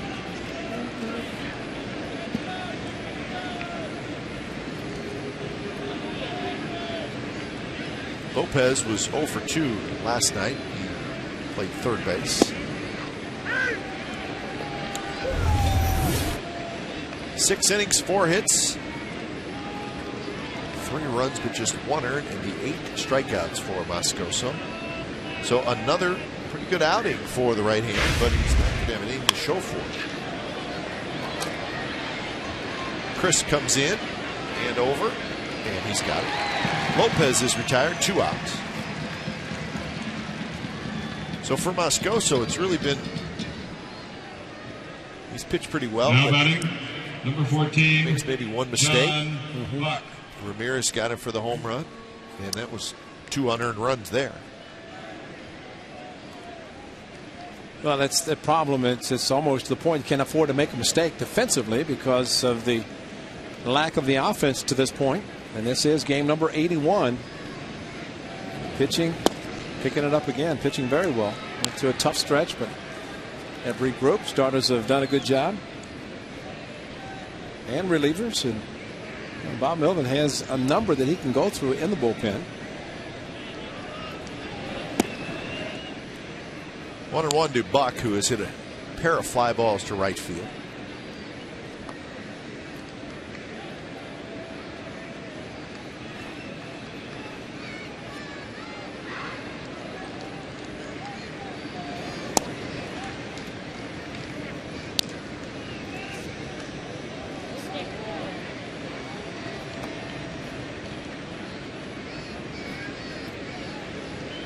Buck, 8 home runs, 27 runs batted in, but the average at 214. Now in a hitter's count, John Buck, big strong guy, so he'll be looking for something to drive here on 3-1. Brought up the name John Baker, who was catching for the Marlins and with the count. Yeah. Where has he ended up? I think he's with Chicago. Cubs? Is he with the Cubs? I think so, yeah. Very good catcher defensively, and of course with the A's a short time. Has a future in broadcasting.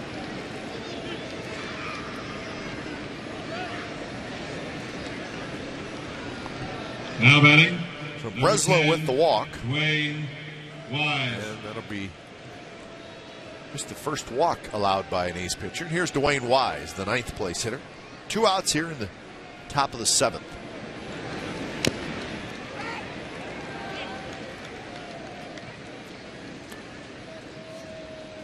The Phillies beat Boston again 2-1. Vance Wortley got the win, went 7 innings. So first 2 games of that series, but the Phillies pitching has shut down the Red Sox. And that's very hard to do. Raul Banya's hit a home run. David Ortiz played first base. Adrian Gonzalez played right field. How about that? Lackey took the loss. So that big series will wrap up tomorrow. And I'm sure Terry Francona was cheered loudly by the Philly faithful there. Hope so. I do too. How could you boo Terry? You never Francona? know, though. You just never know. They boo Santa Claus. Yes, they do. I was just thinking about that. So if Tito went in there with a white beard, pretty good chance he was going to get booed. Well, and he's a very nice man. Right. But is he nicer than Santa Claus? Right up there. Pretty He's close. close. Yeah, pretty close.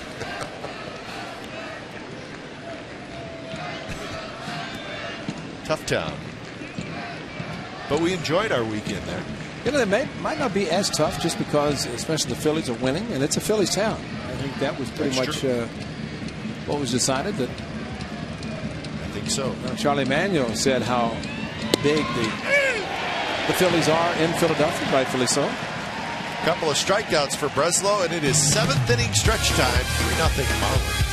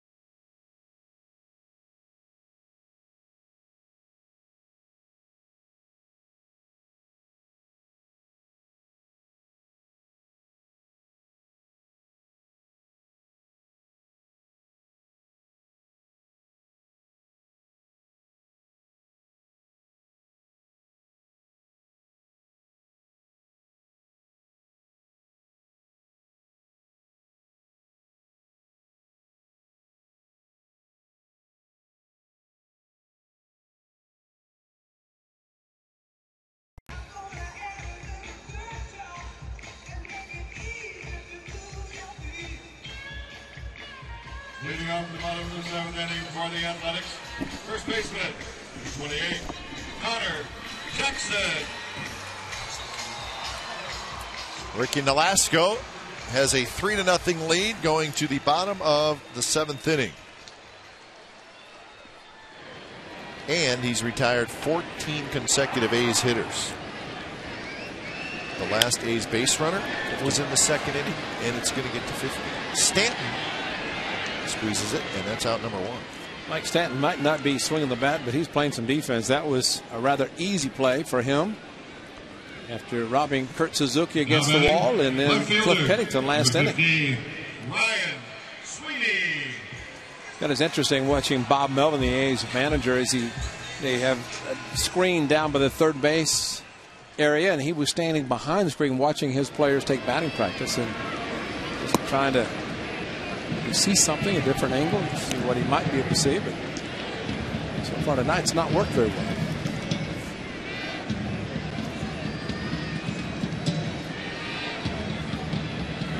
The A's need a little of New York Mets karma. That may sound silly.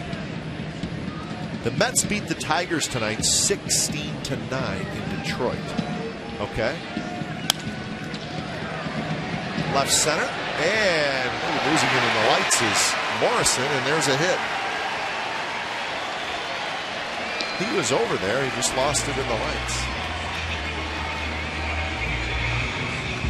By the way, the ball was slicing back by Ryan Sweeney, and also the fact the outfielders play shallow, and he's watching himself down the vision come up short on the ball. He better find out where the lights are, because watch this, stops right there.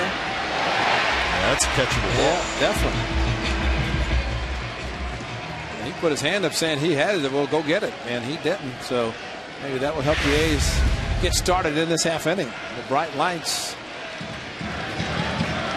been over the first base dugout that he was looking at. First pitch to Suzuki's inside. So the Mets beat the Tigers 16-9 tonight. Last night the Mets beat the Tigers 14-3. They have scored 30 runs in 2 games at Comerica Park. And we saw the Mets, and their offense really didn't do much against the A's.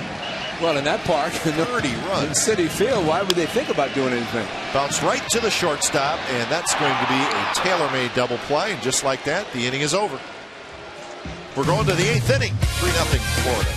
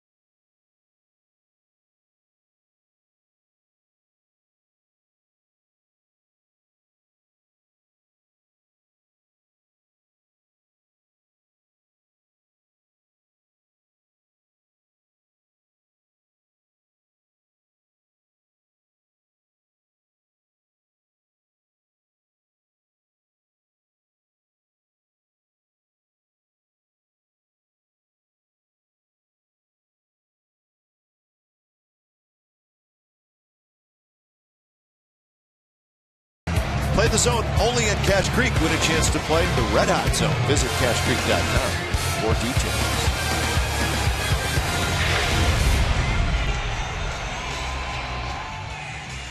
Top of the 8th inning, the A's are trailing 3-0. The A's are going back to the bullpen. Breslow threw an inning, and a couple of strikeouts with a walk. And when it's time for change, think Speedy Oil Change and Tune-Up, your oil change tune-up and Spawn experts. So Michael Wirtz takes over here in the 8th inning, making his 25th appearance. Leading off the top of the 8th inning for Florida, number 1, Emilio Bonifacio. Wirtz will face the top of the order, Bonifacio, Infante, and Sanchez.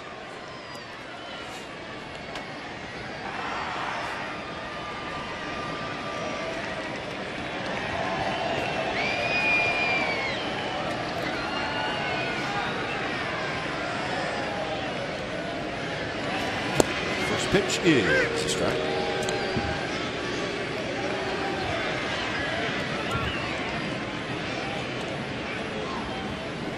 Good night for Bonifacio. He's been on base a couple of times, got a couple of stolen bases.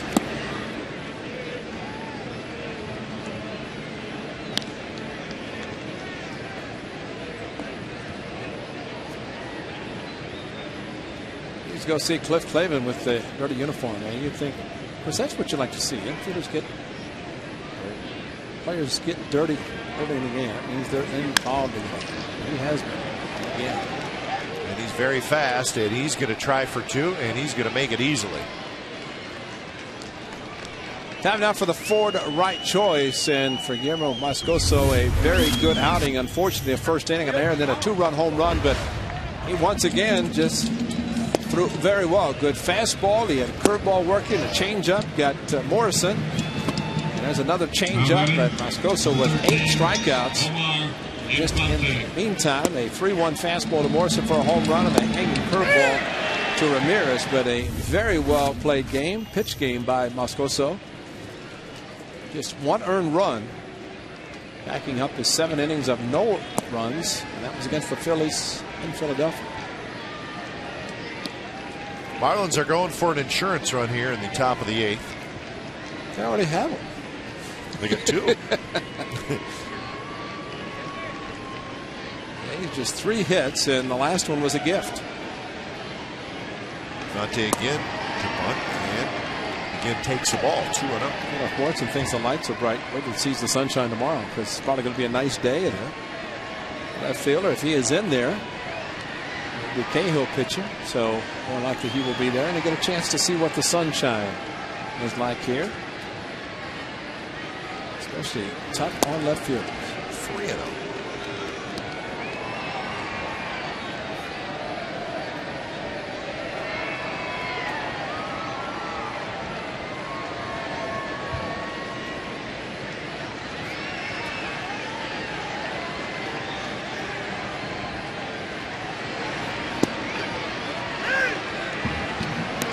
Count now 3-1, so a big hitter's count.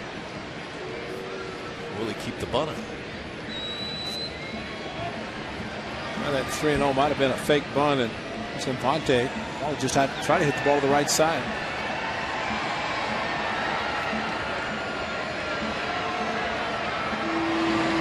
And he takes low, and Wirtz walked him. Might have been taken again too, but just trying to move the runner. So a double and a walk to lead off the top of the 8th. So Wirtz is in trouble. So mostly fastballs, and not seeing him throw the slider yet. Now batting, number 15, Gabby Sanchez. Well, Gabby Sanchez will not be bumped. No.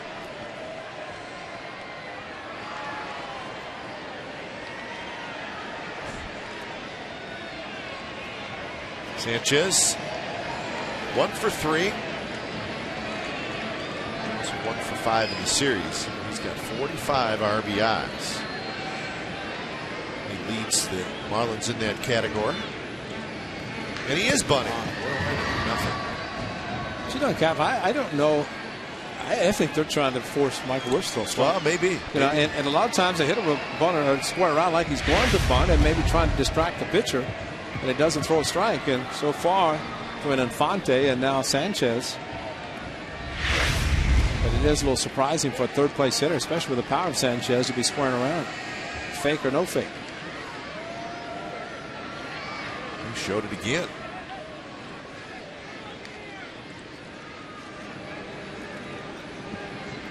Hanley Ramirez is the on deck hitter.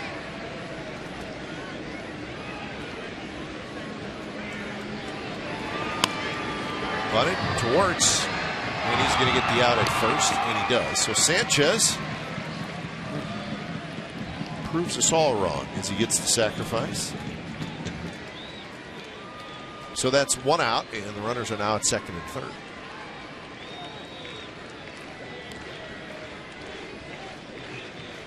Well, that'll force the A's to bring the infield in. Hanley Ramirez.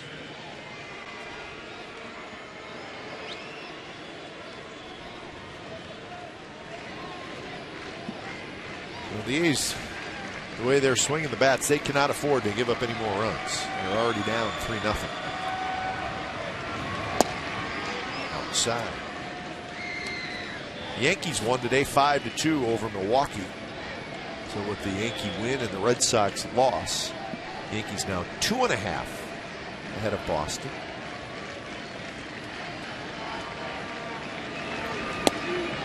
The Rays also lost. They're now 3.5 back, so that's the AL East. Cincinnati beat Tampa Bay 4-3.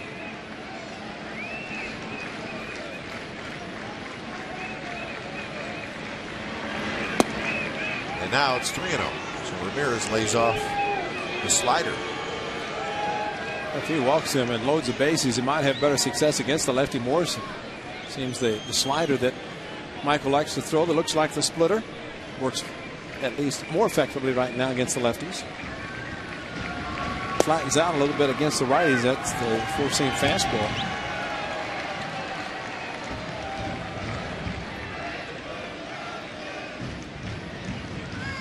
Bonifacio at third and Infante at second.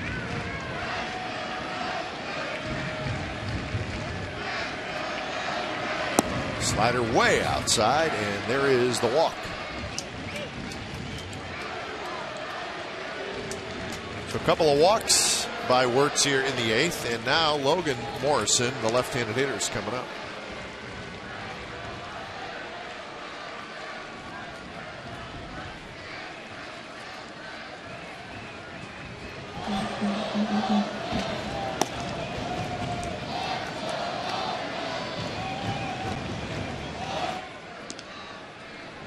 So everybody on the mound, Bill Miller's going to break it up.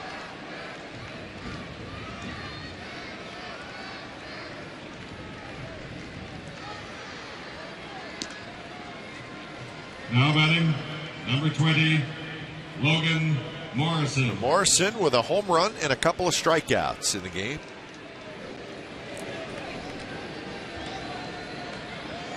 And he has a chance to really bust this game open.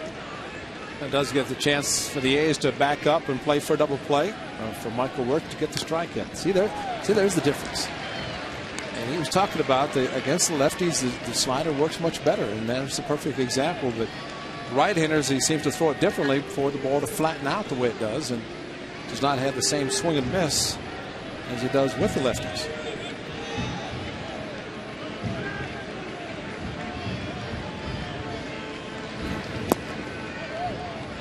Morrison takes that pitch.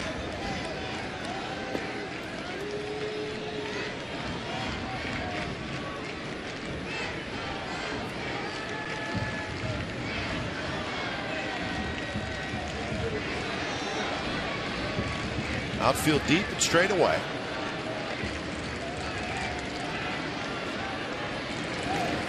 Swing and a miss. Good slider. Just say hitters think, oh, I've got it figured out, but there's no way you can figure it out because he throws it so well. Looks like a strike right there, and then as it gets about 3/4 away to the plate, it just drops out of sight.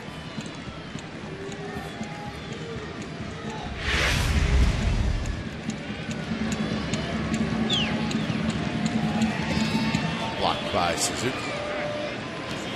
He may throw it 2 more times. Has to. Yeah, just stay with it. And elevate a little bit and still get the same movement going down and try to get the swing and miss.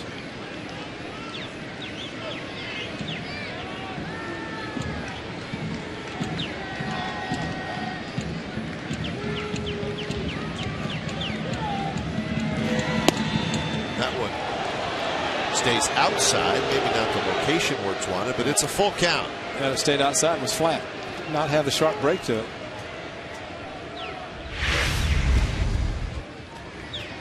It was backdoor off the plate. Called by Bill Miller.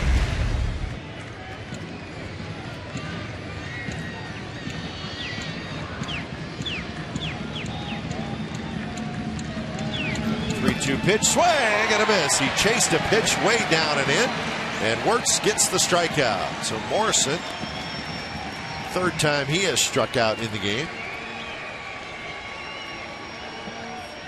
Could bring up another lefty.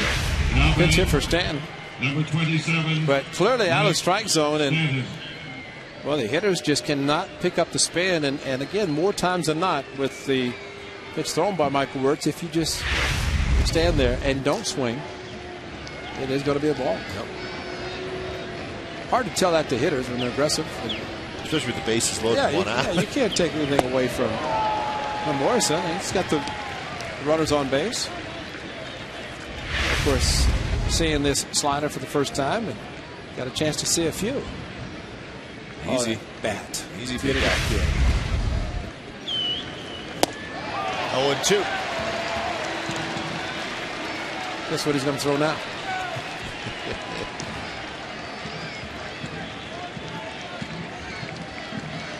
Slider, fastball, curveball. Stanton struck out those 3 times, and now takes that one.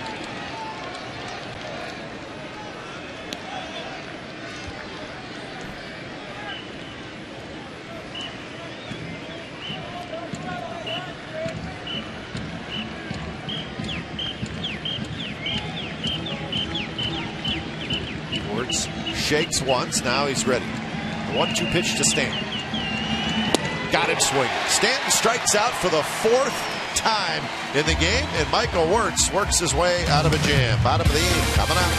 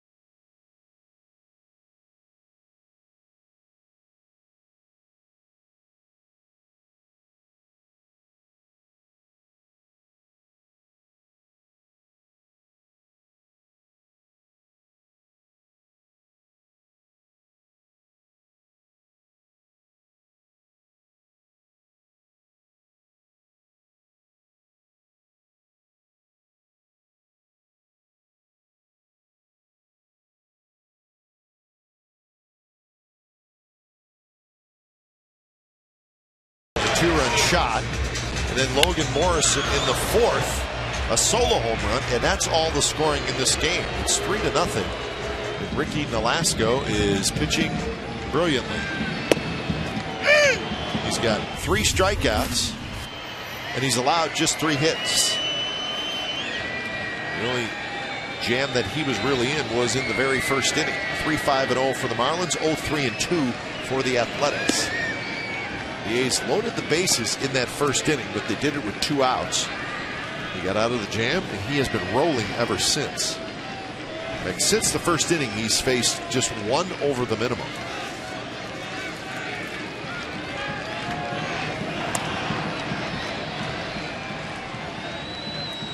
Beat DeJesus, Sizemore, and Weeks here in the bottom of the 8th inning.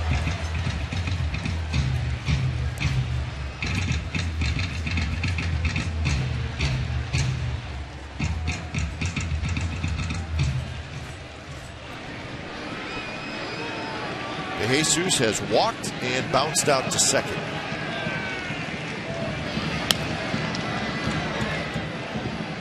We mentioned the Tigers losing and the Indians won. The Indians beat the Diamondbacks 6-2. So the Tigers and the Indians are back tied for first place in that AL Central.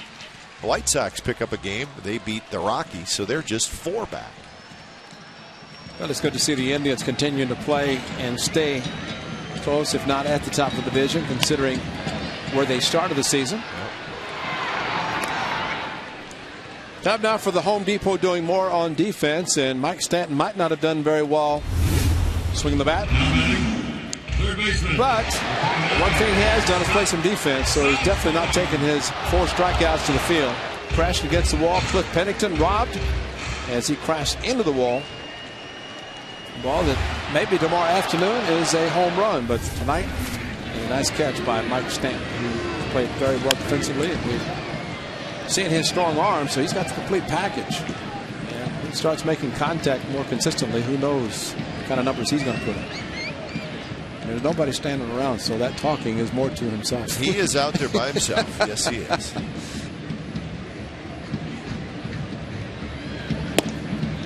Strike out 4 times, all swinging. Maybe talking to yourself a little bit.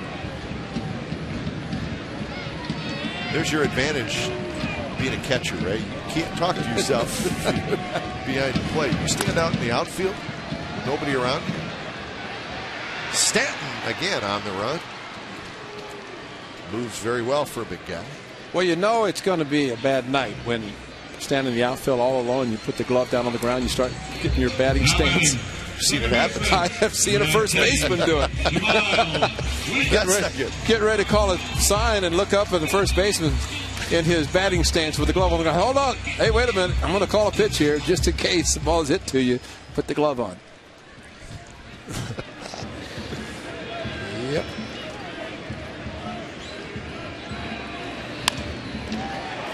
Left field line, and that'll drop fair. So Weeks is going to have a 2-out double. He sliced it the other way.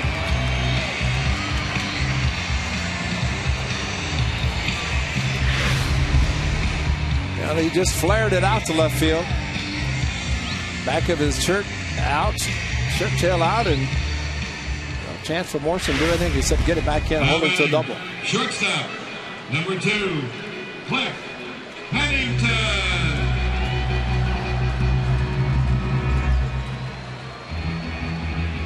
So Pennington will hit. Pennington hit a long drive to right in the 6th inning. Off the bat, it looked like he may have a chance to get out. But we were talking about Stanton made the nice play right in front of the wall. I think right now Cliff would take a flare somewhere, anywhere, try to get the A's on the board. The impressive thing about Stanton, we just saw him make the play on Sizemore ball that he had to charge in and to his left, and it goes back very well on the ball. Yeah. That's ability to play shallow, which he is doing again, but very good speed and go back. He's just answered himself to the question. If you make a comment he made the last batter.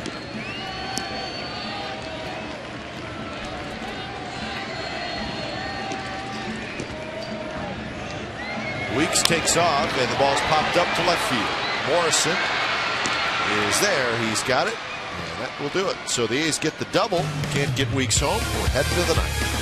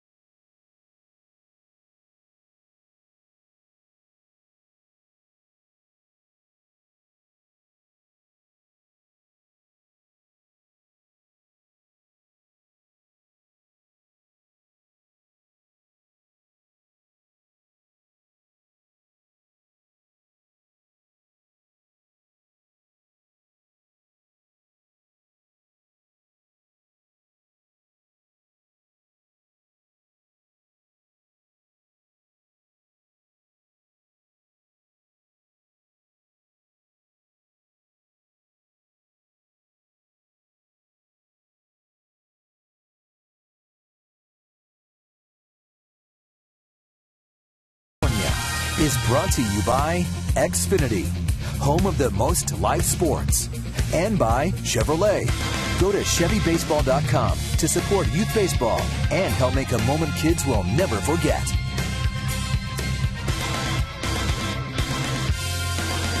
3-0. It is the top of the 9th inning. And when it's time for change, thanks Speedy Oil Change and Tune-Up. Your oil change, tune-up, and spog experts. Brad Ziegler comes in.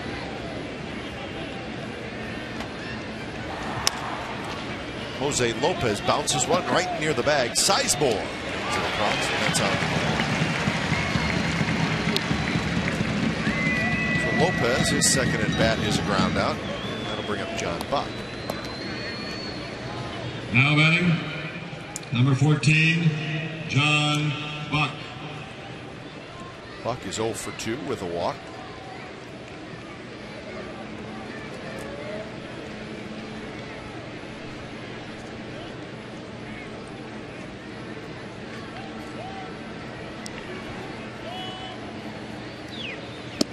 First pitch to Buck is inside. He's hit a couple of fly balls to right field.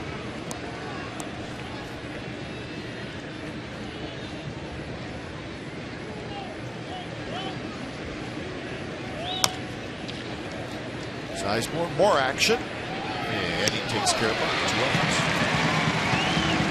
Voting's now open for the 2011 All-Star Game in Phoenix. Help send your favorite A's to this year's All-Star Game by voting up to 25 times at OaklandAthletics.com. Vote early and often. Vote early and vote often. Vote today, OaklandAthletics.com. Don't have to vote for that man, Gio Gonzalez. The pitchers are selected by manager, somebody? A little bit of everybody. Yeah. Managers, players, coaches. Pick some. The manager picks some. Complicated. A lot more complicated, yes. I have it written down somewhere. Don't worry about it. Sunday they're going to announce them. We don't want to talk about I'm not going to confuse you. Andrew Bailey's been there the last 2 years. Of course, unfortunately for him this year, he spent the first couple of months on the disabled list. He's got a few more All-Star games, I'm sure, in his future. Keep him healthy and ready to go. So Ziegler makes quick work of the Marlins, but the A's have work to do heading to the bottom of the 9th.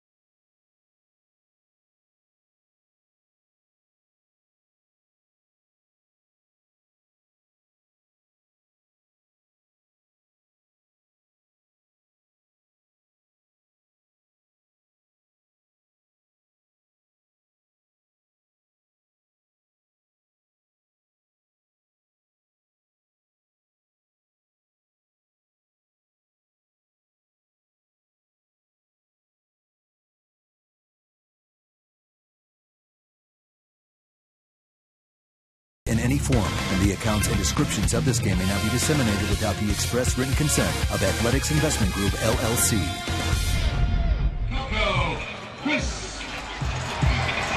Ricky Nolasco is going for the shutout. He has been very good. Just 4 hits, 3 strikeouts. The shutout, one in his career, and that was back in 2008 against the Giants. So he's got 4 complete games in his career, 1 shutout. He has yet to reach the 100 pitch mark, so it looks like he's got some gas left in the tank. There's a strike to Coco Crisp. Coco has 1 of the 4 hits, a single back in the first inning. Crisp, Matsui, and Jackson. Change up, floating away from Coco, and he misses it. This is the first pitch of the game to Jamal Weeks. Was it called a strike?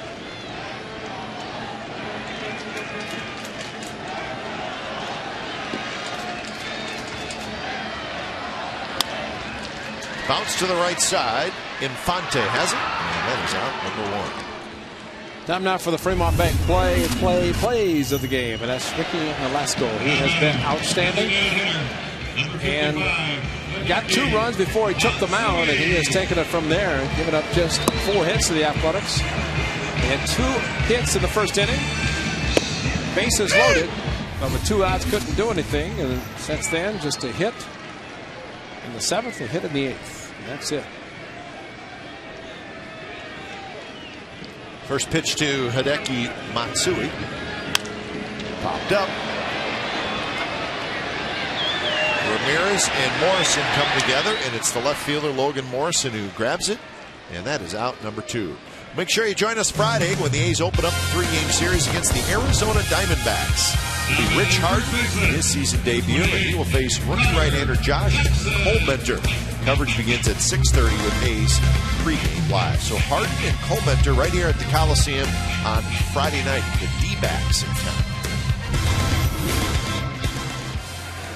The last hope for the A's is Connor Jackson. The first pitch is a fastball that runs a bit inside.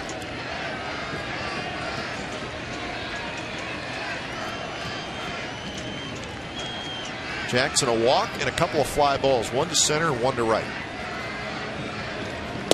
That fastball right in there for a strike, 90 miles an hour.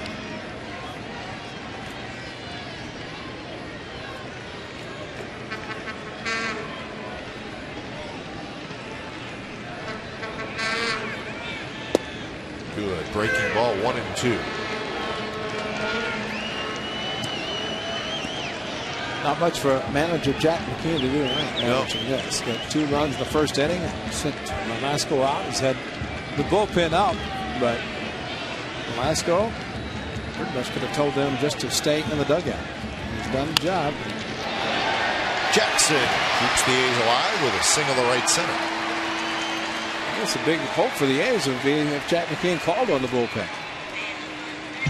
107 pitches for Nolasco. In Chicago, very similar. They were down, 9th inning, down to the last strike. Josh Willingham started a 4-run inning to come back and beat the Chicago White Sox. Bob Melvin's first win. You see it happen once, you always think that it can happen again. Let's hope tonight maybe something like that can happen. That is Leo Nunez, their closer. First pitch is a strike to Sweeney. Sweeney had a base hit in the 7th inning. Ball to left field that Logan Morrison lost in the lights. That changeup.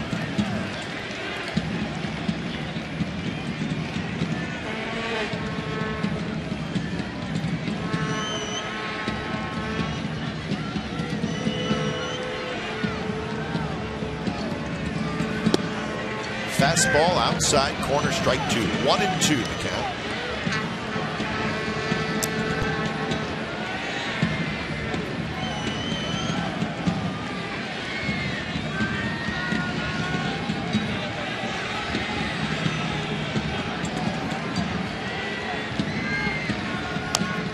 Sweeney goes after that breaking ball, just stays alive. So this is where you just have to try to keep it going and get another hitter down those last strike.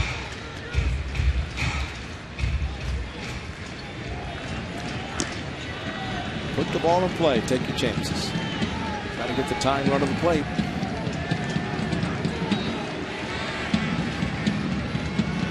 One-two pitch. Line drive center field. Wise back. Still going back. And that's the ball game. So Ricky Nolasco gets his 2nd career shutout, and it is a 3-0 final. So the A's are shut out for the 9th time this year. So the A's won game 1, Marlins win game 2, rubber game of the series tomorrow afternoon. Final score, the Marlins behind Ricky Nolasco, 3-0 winners over the Athletics. Don't go away. A's post-game live with Mindy Bach and Fernando Vina starts right now.